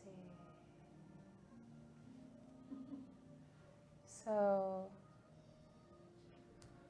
I want you to notice what leg you have closest to the floor. And I'd like you to remember what lung is on that side, because we're turned. So if your right leg is closest to the floor, if you're leaning over it, your right lung is also closer to the floor. So now I want you to start breathing just into the same lung as is the leg that's closest to the floor. Your other side is already lifted. So what we're doing now is we're using breath to create space on the side of the body that doesn't have as much opportunity to breathe.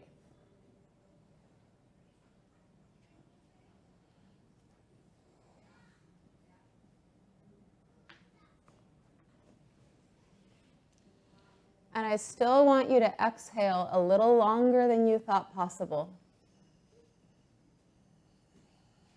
And I still want you to keep holding that breath out at the end range for your pause. So maybe now, with this new awareness that you have, you're beginning to feel the inner workings of your abdomen as you're breathing.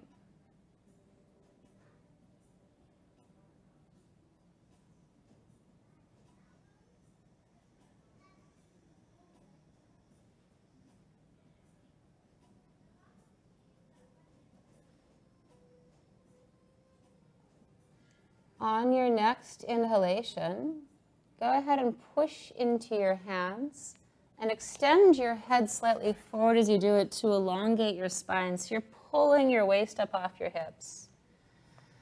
And now to adjust, you're going to spin your navel a little further away from your knees and turn your head away from your knees, and then bring yourselves back down over your little cushion castle. So we're turning the head away from the legs, if it makes sense, and deepening the spiral.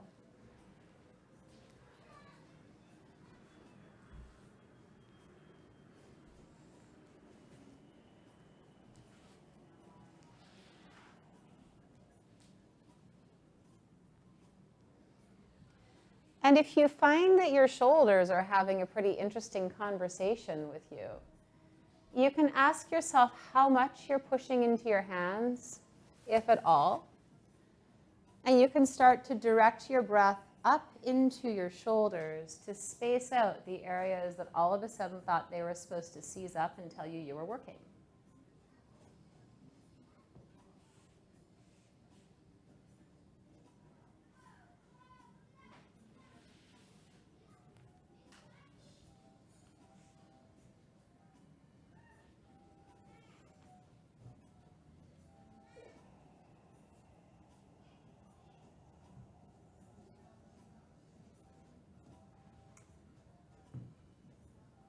We'll take 2 more triple inhalations here.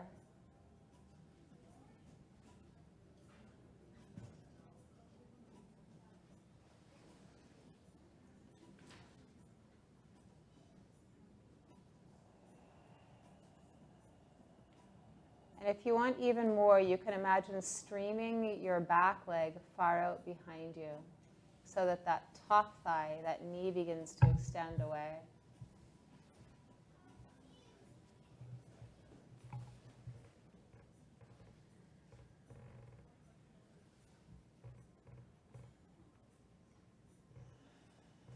So after you've done your second long exhalation,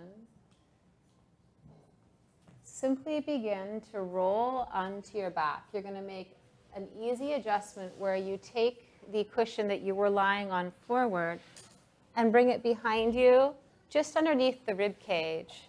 And then lie back with your knees open and the cushion supporting both your rib cage and your head facing the ceiling. So it's really close. Yeah. I'd actually like to turn it lengthwise. So like this. Yeah, so it stays long.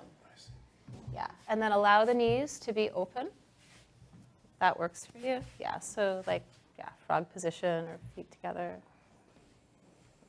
So in this case, the head is supported and we've just forced the chest up. Yeah. And I'd like to take this cushion away. There we go. That's looking better.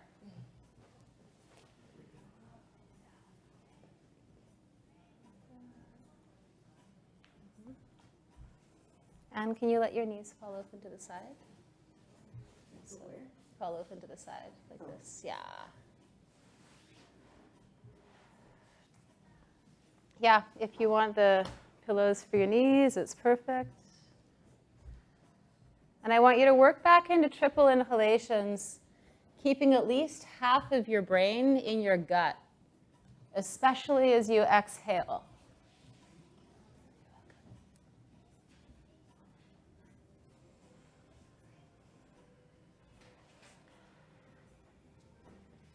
And if you're enjoying the feeling of your abdomen stretching up away from your thighs like that, the more you prolong the exhalation with the hissing sound, the deeper you can get into lifting up the peritoneum, beginning to pull the abdominals in and up to support the spine as you exhale.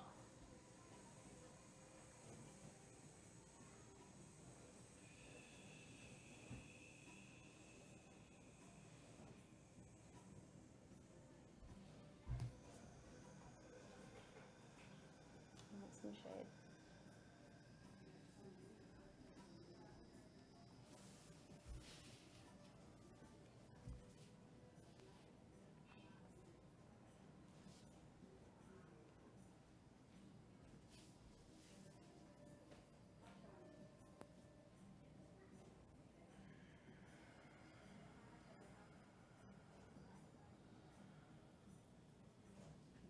One more breath like this.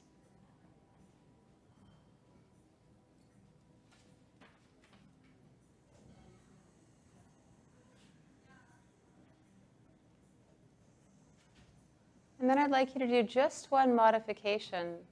I'd like you to open your feet to the side to make it a wider position. So your knees are still really far out to the side, but more you're headed, now you're headed towards a squat as opposed to a frog.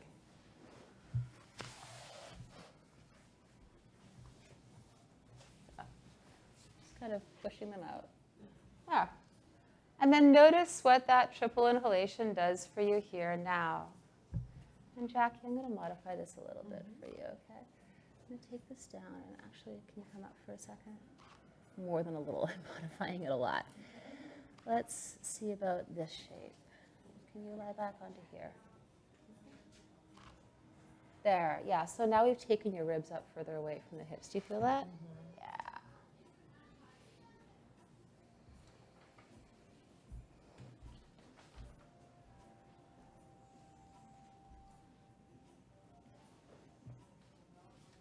And now,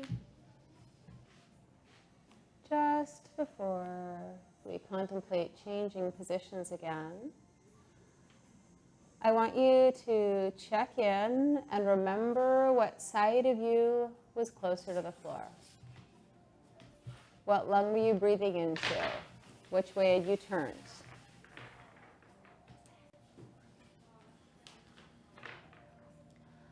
And then we're slowly just going to come off of this. We're going to roll onto the side that we didn't do.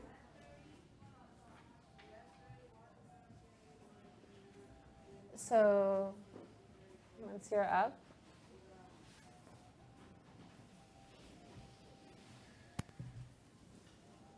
you're going to get that opposite leg bisecting your pillow. The pillow is long, it's lengthwise to support your body. Get hands on either side of it. And then lower the navel down with your head facing towards your knees, the direction of your legs. So that's the easier twist.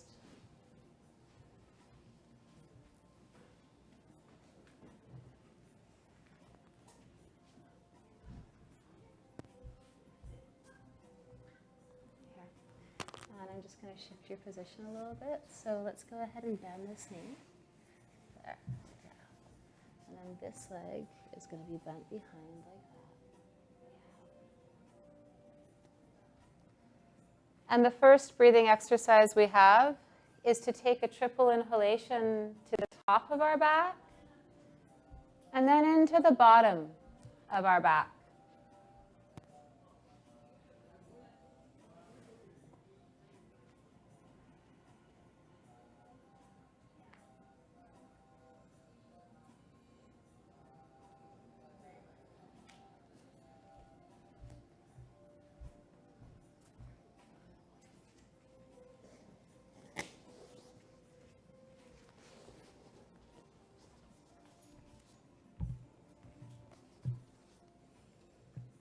Can you relax your arms? Mm-hmm. Yeah. Yeah. And then let's just go ahead and support your head maybe with this so you have a little breathing room. You can play with those. There, yeah.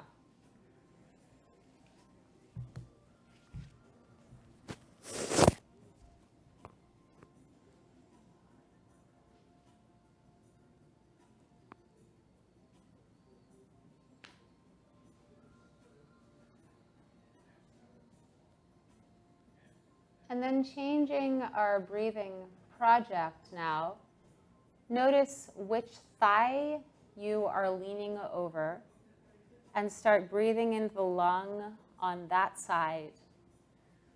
Actively sending breath to the one that's underneath the other.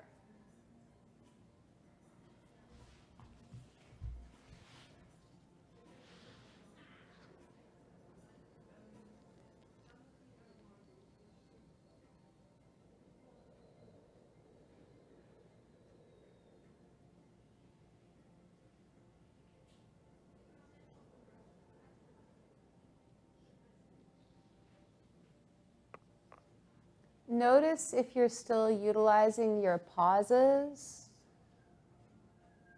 Notice where your double or triple inhalation is at.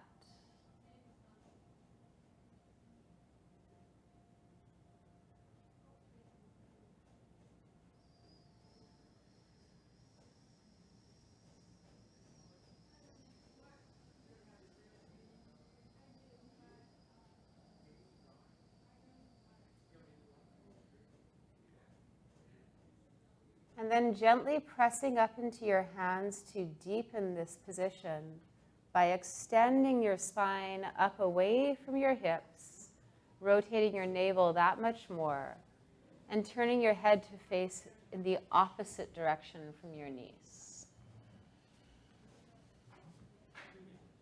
Yeah, so Anne, you were already there. Your head is going to stay facing to the right.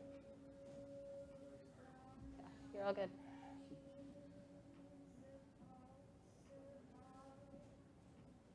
She headed outside of the cafe.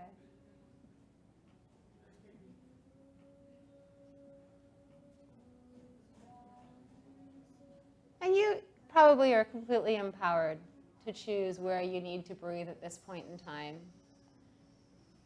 If you're wondering, you can just take a normal breath and notice what you feel the least, and then try actively to breathe into that place first and see what happens.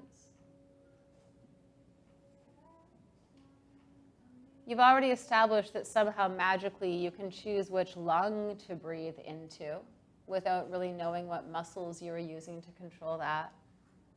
So this is no different.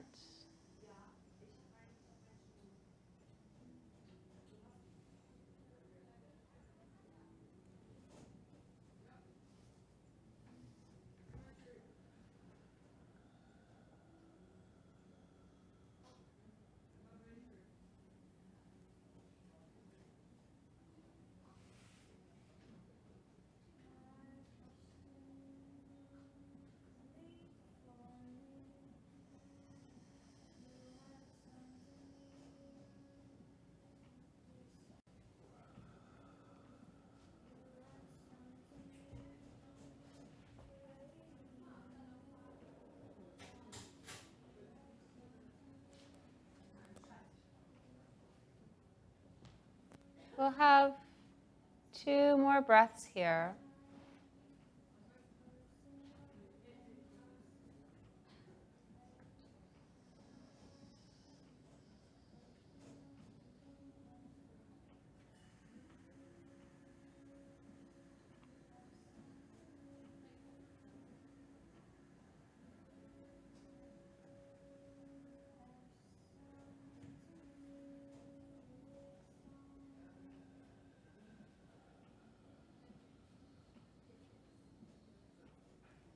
And then contemplate your escape route, right? How are you going to roll back without disturbing the space you made? We're going to return to almost the same position as what we had, except for this time, I'm just going to borrow a pillow quickly here.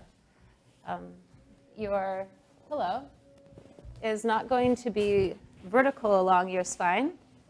It's going to just be under the rib cage. So the pillow that you had that was long is now going to go across the mat. And you can lie back. And you're going to let your chest lift up, and you're going to allow your head to drop back. And if the head doesn't hit the floor, you can prop it up with a pillow, but you're aiming for your chest to be higher than your chin at this point in time. Allowing the knees to fall open if they like that. And move a little further forward, so this is pushing the ribs up, not the lower back. Yeah. You probably just want a tiny bit of support beneath your head. Do you want something to cover your face from the light? Okay. Laura, you're probably going to actually be okay without that much. What happens? I see. This one's smaller. Yeah.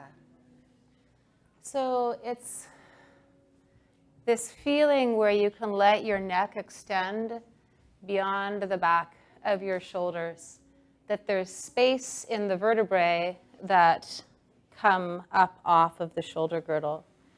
You don't want to feel like something's stuck in there and the chin is jutting out. You want to feel like your spine is your neck is draping off of your shoulders like a tablecloth. Long, no wrinkles. And now I'd like you to actively send your triple inhalation right up into the sternum where we tapped at the beginning of class. So breathing that bone up, looking at how you inflate, and then taking 2 more full inhalations before slowly allowing the breath to escape and allowing the ribs to settle back down into a state of relaxation with the heart open.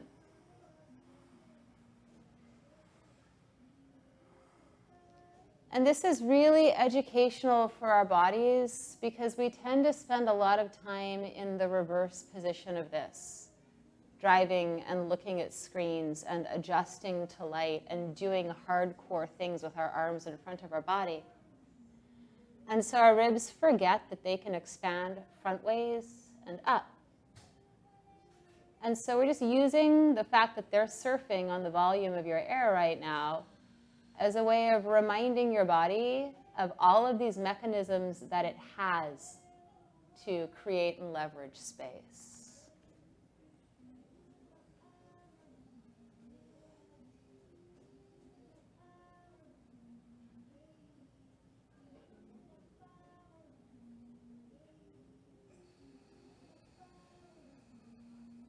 If anyone is not feeling comfortable here, would you do me a favor and just raise your hand, and I'll come around to help you?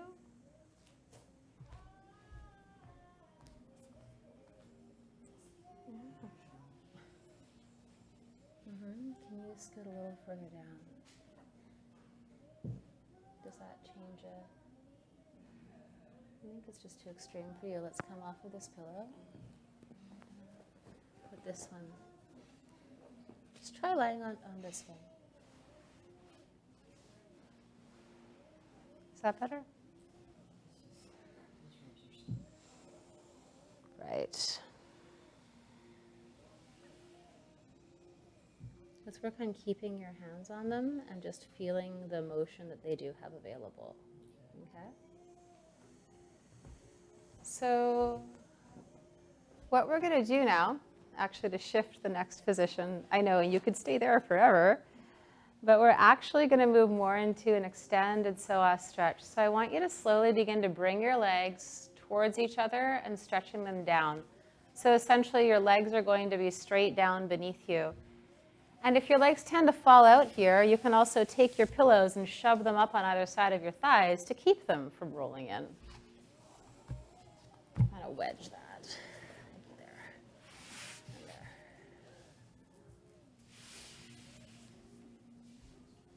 Straight. Does that change how your body feels about this position? Okay, good. Yeah. I think you're a little. Let's take away this one. Better? Yeah. Well, no, it's not too low. I'm actually going to do this with you. Let's see what happens if we can just bind your legs up a bit.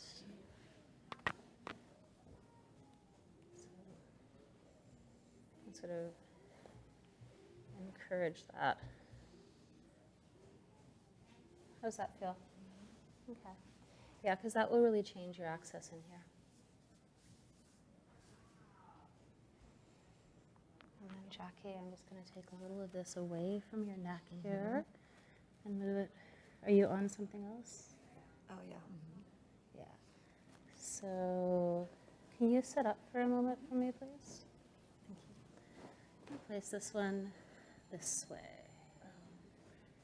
Yeah, so we're pushing just the bottom ribs up there. Yeah, and if you scoot a little further back, I'll bet you it would feel even more better. And I want you to shift your focus now to the exhalation and move back into a hissing sound to exhale the abdomen in towards the spine.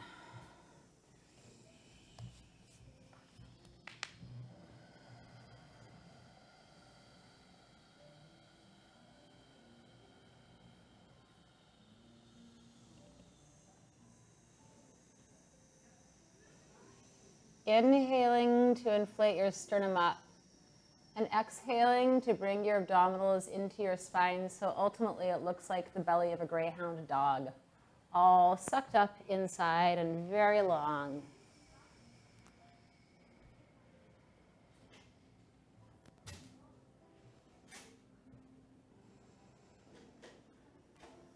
And taking 2 more breaths here.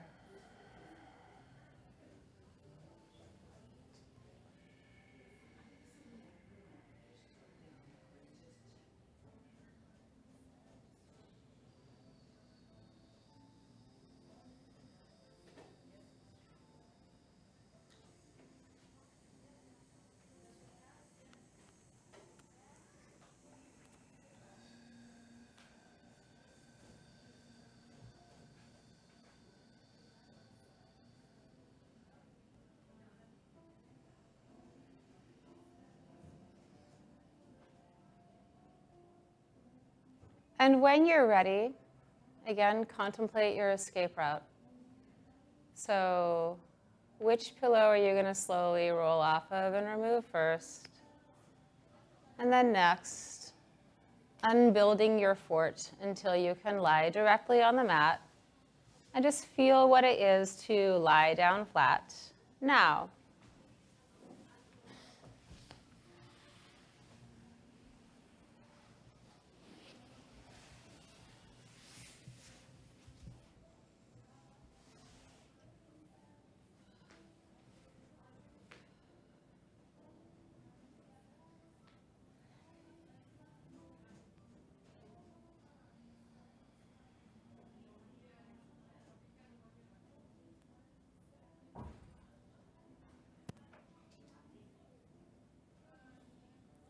Notice if you feel residual tension in places.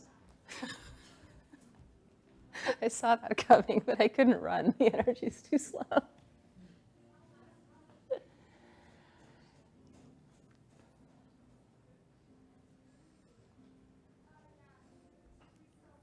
And then we'll just do a super lazy inversion.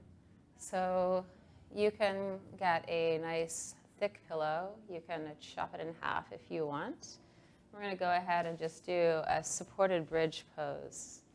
So Una, I'm going to borrow your pillow for a moment. Thank you. So if I have like a bed pillow, sometimes it's nice to roll it up.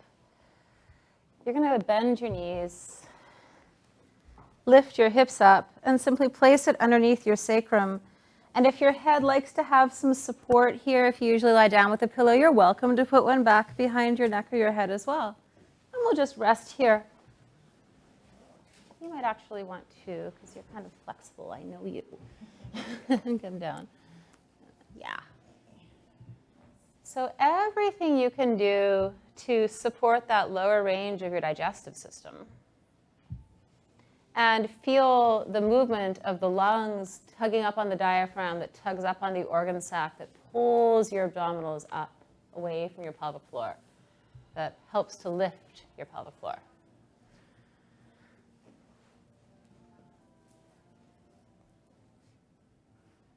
Stephen, you're good where you're at?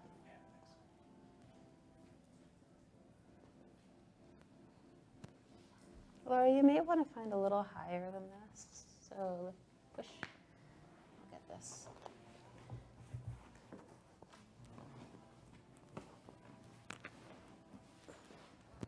Yeah. And try to let your sacrum basically float perpendicular to the floor. So it's not tilted one way or another. It's just higher than your heart.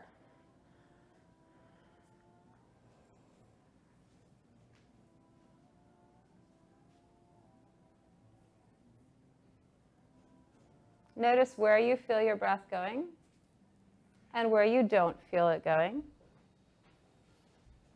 Maybe that's your neck, maybe it's your lower back. And then choose to send breath into the areas that weren't breathing yet and notice how that shifts your position.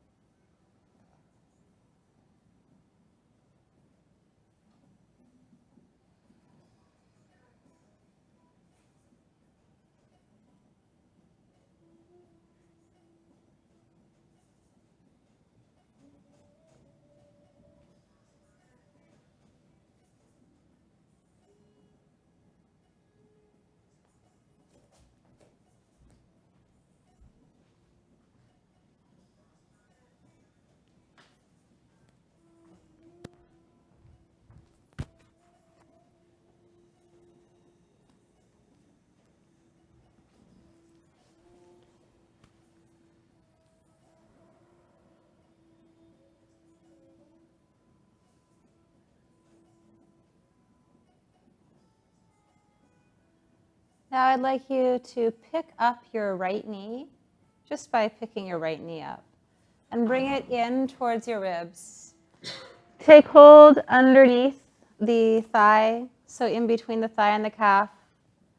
And then extend your left leg long. And if you want, you can press your right heel up to the ceiling or push the leg back into the hands. So a bit of an active stretch here. And I want you to take 2 triple inhalations here, actively pressing the back of your left Achilles down to the mat. Not the side of it, but the middle back of the Achilles. So rolling onto the middle back of your foot as well. As you exhale, you're going to reach more. So we're aiming this part of the Achilles down to the mat, right there. And Stephen, too, I'm going to encourage you to bring this part of your Achilles down. There, yeah, reach that. And press the heel down. Yeah. And this is where you really rock the exhalation. You push your bones through your skin as you exhale. After you've done that twice, you can release the effort. Inhale both knees into the chest. Like a very casual, happy baby.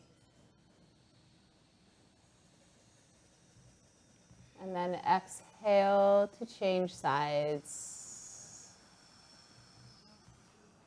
Rolling the middle of your Achilles down onto the mat. And then pressing the heel long. Finding some activity in that left leg. Pressing that foot up towards the ceiling or engaging the leg in some way. And taking 2 long triple exhalations here. I want you to just lightly engage your inner thighs towards each other. Squeeze these 2 places together. That's it. And then keep your long breathing, but hold that shape. And Catherine, we're going to roll the middle of the Achilles. So you're aiming this part down to the mat. Yeah. Right, that'll align your whole leg.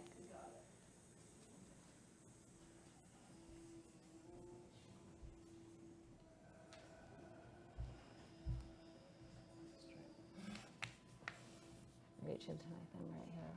That's right. And now, but don't spin the foot out. Spin this down as you reach to me. Spin it down toward. There you go. And reach to me. So that's how to find parallel. Keep reaching out. Reach out. Push into me with the heel. Yeah. And then keep aiming the back cord of the Achilles down. Yeah, you definitely tend to spiral here, right? So we're trying to bring this in. Right, do you feel how that begins to pull back right here? Yeah, so by leveraging with the foot, you can begin to really shift what you're working in your pelvis. Yeah. Just when you thought you were perfect. Damn it. And after you've taken 2 exhalations, ease out. Use a breath to check in on your landscape and contemplate your escape strategy, and we will come off of our pillows. And I would like you to take about 5 breaths lying in a comfortable position, giving your body time to assimilate all these things you did to it. I would like to remind you that although it looked like not much was happening, a whole lot was going on inside.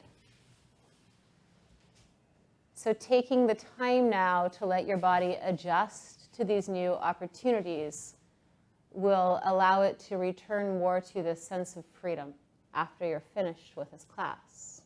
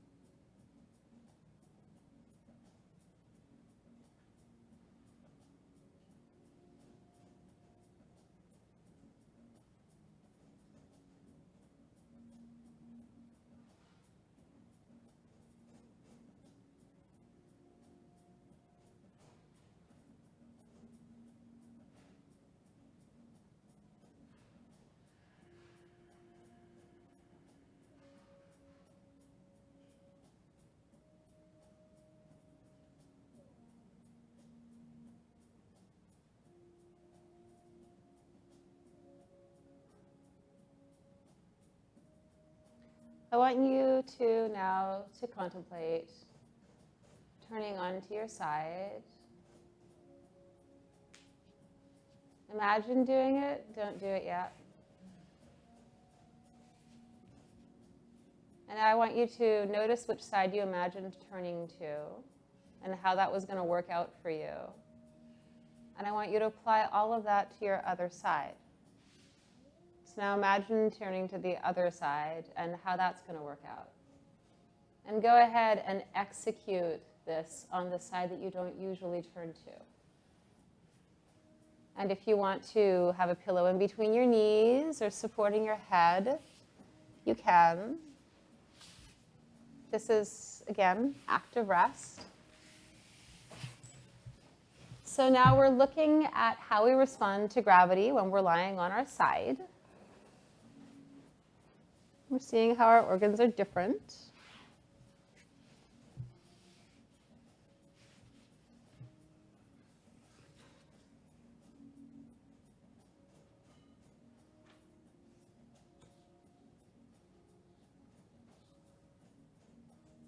So in general, what happens when bodies age is they lose their options.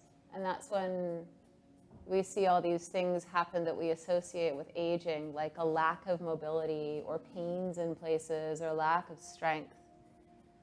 And you could apply a broad generalization and just say that most of these things happen through lack of use, as we tend to repeat the same positions in our functional adult lives.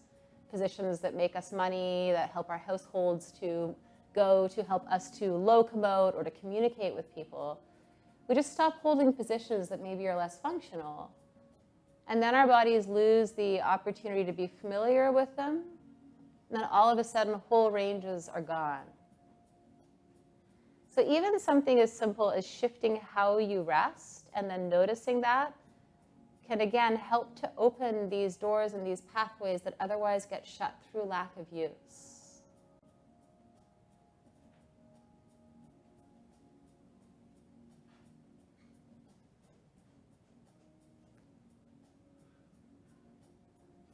And then slowly using your hands to eventually pour yourself back upright.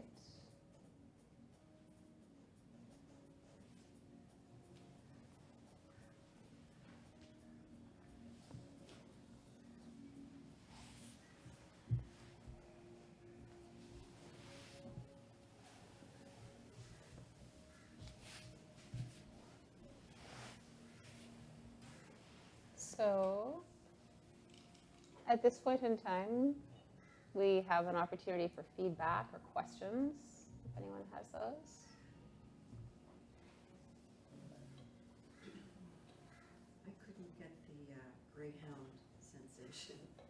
We're actually going to be working on that for most of the afternoon. And if there aren't a lot of questions, we're going to start getting into that now. Anyone? Yeah, sometimes when I do breath work, I'll get like if not a spasm, but like almost like a cramp or like a pinch. Mm-hmm. As if, and I can't tell if it's the diaphragm or if it's a rib muscle. I just usually like relax around it, but I was just wondering if there was other stuff or. Before I can answer that specifically for you, I'd have to watch more about how you're breathing. I would assume, based on what I know of you, that you probably have some place inside your ribs that's really used to holding your strength. And it may be that that's actually tugging on where the diaphragm attaches in some way. That Feels like that. more space and more time with the inhalation and exhalation might move you away from that. Okay. We also tend to, if you look at traditional pranayama, for example, it tends to often go like really fast and really hard. And there's something to be said for doing the opposite and just observing. They both work in very different ways. By the end of the day, I think some of what we've done might answer that better for you, so maybe we can revisit I'm it. sure. Thank you. Anyone else? I have a question for you. Yeah. You were cueing us at one point when we were in a side lying position to breathe into the side of the ribs that was not Mm-hmm. That was the compressed side. Yeah. What was the compressed side? Mainly because we'll tend to think that we're really open just by getting feedback from the side that's really open, and we tend to forget about the sides that I think of as darker. Like if I'm leaning on a side as darker, it has less air, less lightness. And I'm all about what I can do here, but I totally forget that I've got this whole side. And so it was just a tool to gain awareness that ultimately was balancing out more through your rib cage, right? So as we're breathing into the lung that gets less opportunity for air, we're also activating those ribs that are then acting more on the vertebrae as you're inhaling and exhaling. Like, so strategically, I was balancing you, and then like in the grander sense, I'm just trying to cue awareness of the whole body, not just what's doing the cool stuff. I have one student who I adore, and he has one side that's grilling and one side that's the porch. So he always leans on his porch, he's grilling with the right hand. This guy's a musician, so it's very, very imbalanced. But it's just that awareness. Like, we use our body in different ways. It's not going to be symmetrical. By the time we hit functional adulthood, we have gone fully asymmetrical because we're exercising our strengths to be successful. And we're leaning on the side that doesn't do as much. Which is fine, right? That will gain you success in life, but you will also have more problems with imbalance if you don't work to balance. A lot of balance is just finding out what is center and trying to do things at least the same amount of time on either side without some expectation that we're going to be symmetrical, right? Like the day someone symmetrical walks into my studio, I will know that cyborgs have taken over the earth. So back into, I do want to get into maybe working more with this greyhound belly concept, right? Because this is all about how the abdominals help you with your breath. So we have 15 more minutes before lunch. This is a great time to start working on this. So if you want to get into your digestive system, oh look, I just totally pulled my makeup off my shirt. Give me a moment here. So if you want to get into your digestive system, it has to be ready to respond. So the first thing we're going to do is actually create a little more flexibility. And to do this, you're going to go ahead and you take your hands to the skin right around your ribs. You're going to pinch it. You're going to lift it up and down. You do that all the way from the top down to the bottom. And you may notice that some places move less than others. Notice that. The more you do it, the more pliant it's going to get, the better this is for you. Now I want you to bring your hands back up to the top. I want you to exhale and softly let the fingers go in underneath the ribs. And notice that you can feel up underneath your rib cage. Let your stomach hang out. Please don't hold anything in here. That's going to be counterproductive. And slowly, using your exhalation, begin to pry your fingers underneath your ribs, fingertip by fingertip, down your rib cage.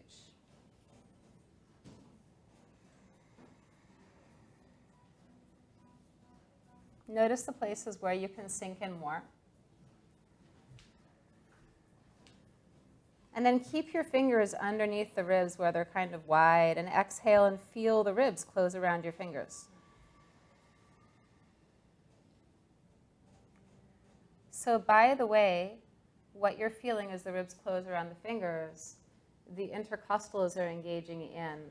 Your external intercostals turn into your external obliques, and your internal intercostals turn into your internal obliques. It's the same muscle line. So you're also feeling this relationship of your ribs turning into your abdominal cavity. So coming out of that, you have two options. You can either use your arms to lift your ribs up, or you can use your arms to lift your ribs up. You can either push on the floor to get your rib cage up, or you can stretch off of it to get the rib cage up. But either way, we're going to keep those ribs elevated. I'll do this one. Breathe in. And now slowly exhale, keep the ribs elevated.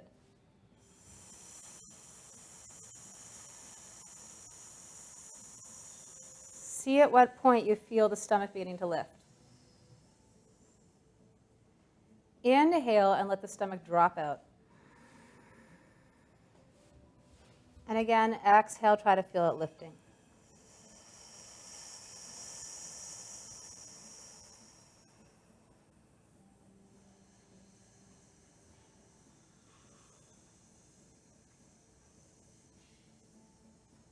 And then release that. So gravity was halfway. Nice. Gravity was halfway helping us there. It was dropping it down. Now we're going to let gravity help us all the way. So you're going to come onto all fours. We're going to repeat the same exercise. It's going to be to inhale either way, through your mouth or through your nose. And then as you exhale, I want you to see if you can feel your stomach being pulled up.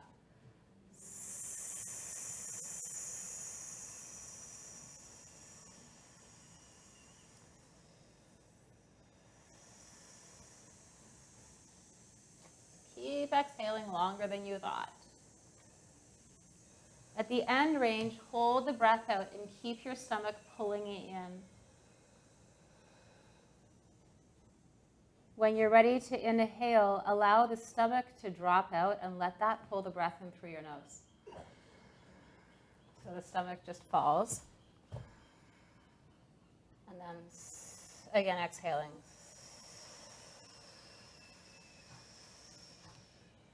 When you've fully exhaled, keep that stomach pulling into your back to keep your breath out. Keep pressing into your knees and into your hands. And then dropping the stomach down to inhale.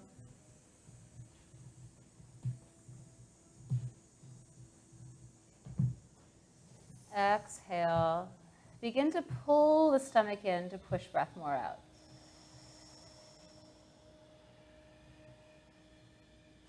And then you can come back to a seated position once you've finished exhaling.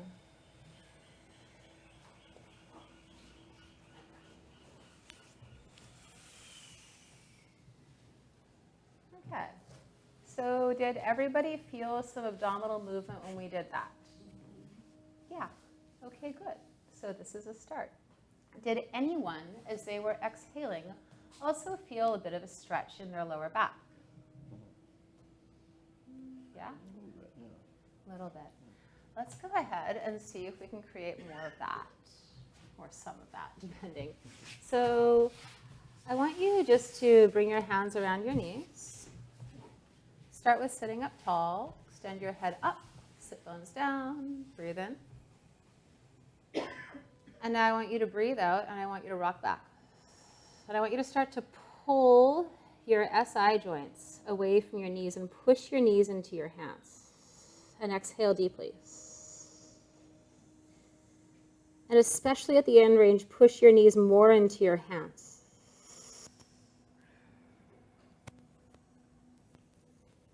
Now, can you keep the stretch by holding your stomach in here?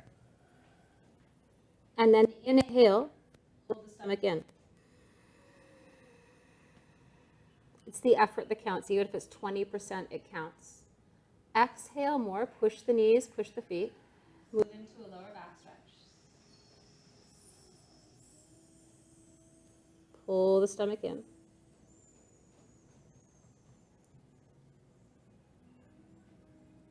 And then we'll go ahead and inhale and sit up. So I noticed a few people who were shaking their heads and not quite able to maybe access a lower back stretch. We're going to do this differently. We're going to stand up.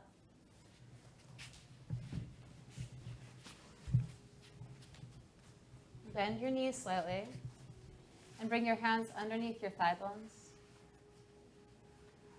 So you're not going to let yourself move. A more advanced position could be your elbows underneath your thigh bones, but nobody wins medals for doing this. So, figure out what's best. Now, the important part here is that you've got your tailbone reaching to the ground. So we don't want to cheat our backs out of a stretch by taking it into our hamstrings. I'm going to aim my tail down. I'm going to pull my stomach into my back. I'm going to stretch my back away from my arms. Does everyone feel a lower back stretch here?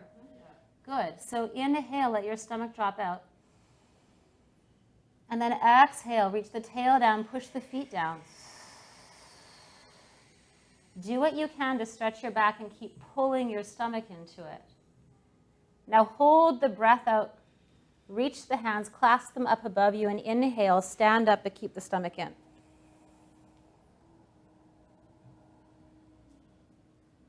Exhale, release down.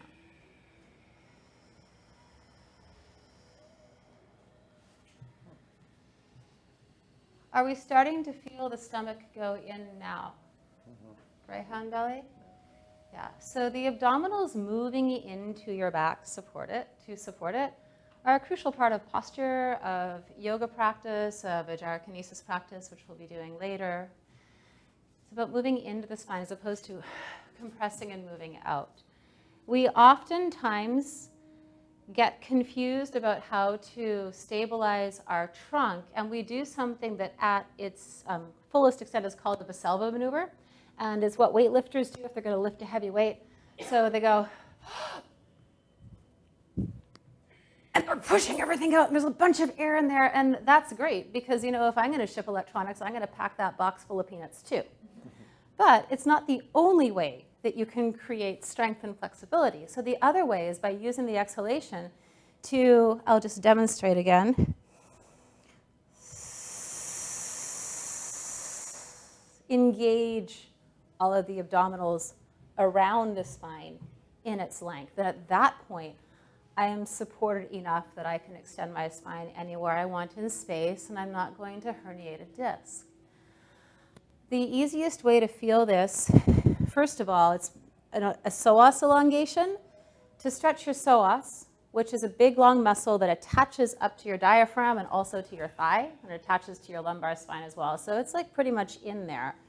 We're going to use a partner, and we're going to help them to keep their ribs lifted as they exhale. So I'm going to demonstrate with Stephen here. He's going to lie down. And he's going to get his arms up behind his head. Do you mind if I borrow your shirt up? Sure. Thank you. So I'm going to traction his arms backwards. You see how that lifts the ribs? And he's going to spin the middle of his Achilles down to the floor and reach out through his heels. And he's going to inhale. And he's going to really reach out his arms. And now he's going to exhale for a very long time, hissing. And I'm going to keep tractioning his arms. He's going to keep exhaling. And he's going to push more breath out. And more. And he's going to keep reaching under the heels. Yeah. Good. So that's the beginning of a greyhound belly emerging. And if you start practicing that, it's astounding how rapidly you go from kind of flat to totally hollow with the ribs sticking out. It's not about fat or weight loss. It's really just about how you can use your core. So I would love it if you guys can partner up and do that for each other. And then I'm going to work with anyone who has some shoulder issues so we can have some positions that don't have to have the arms behind the head. Please play with that. Pick a friend. Yeah, I know. So we're going to deal with that. So the other way to do it is just to raise the ribs. Thinking that I'm just going to pretend I'm you here. Oh yeah, that'll be fun. I'll just tug on your feet.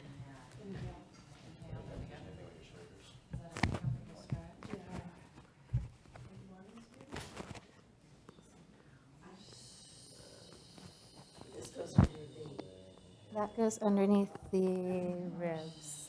Jennifer, if you want to try the option I'm doing with Anne, just for yourself. So we're going to take this a little further. So you push the rib cage up. You're basically looking for the place where you feel them flare. And then, move the Achilles down. Take a long triple inhalation, Anne.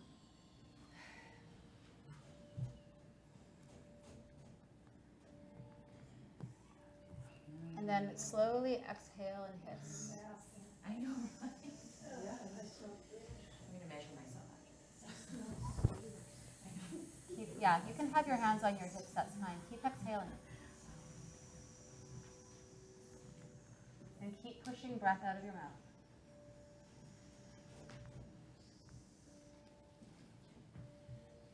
Inhale again. Yeah, I can see that. Try bending your knees.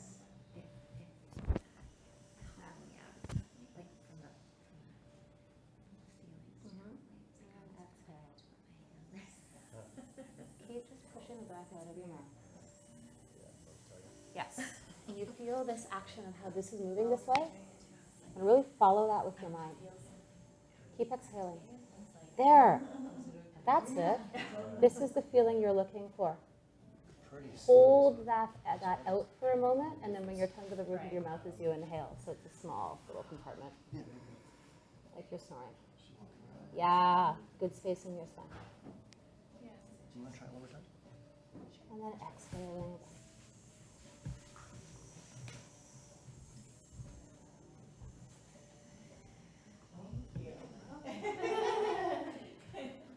Keep the ribs lifting.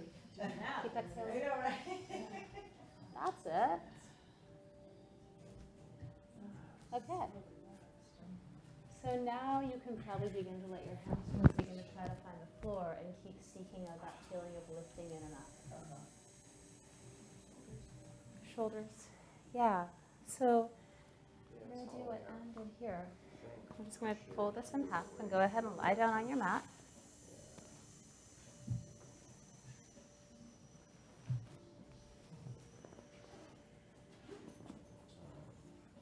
Take yourself up and over this, so no further back. There. We're ready to support your head, aren't we? Okay. Can you extend your leg? Yeah. We're going to need to bring this a little further down. Good. There. That looks better. You okay? So inhale. Okay. And then exhale and hit. I didn't know if I was pulling too hard or not, so I think it's Keep following this, lifting up. Yeah. And then inhale into that.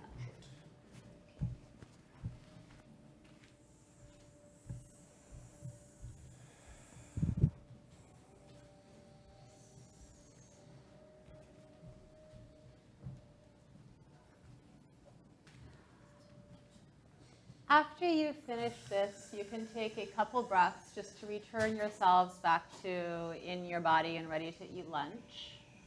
And we'll contemplate cleaning up the room before we do it.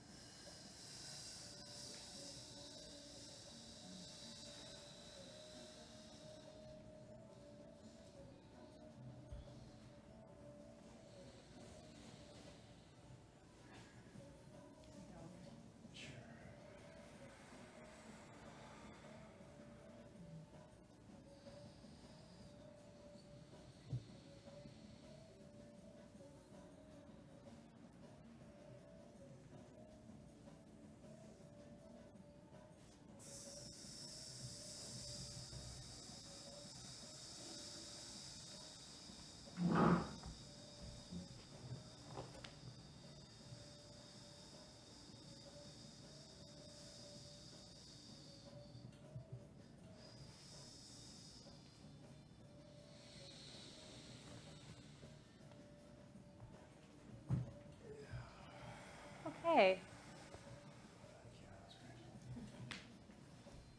So from here, we have a lovely vegan lunch, and then you have an hour and a half where you're welcome to approach the Jennifer, Anna, and Jackie, who are also offering manual therapies.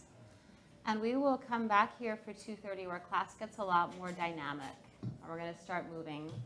And we're going to finish the day with doing abdominal work after we've fully digested lunch. Okay. Thank you. 2:30 in here. So what was that thing you corrected? Yeah, you were totally externally rotated, so your piriformis was stealing all the feeling from your psoas. So, It was a portion rotating down, pushing. and it looks like you get a lot of strength from the outside of your thigh as opposed to the inside coming together. Right? Hip flexor, hip flexor.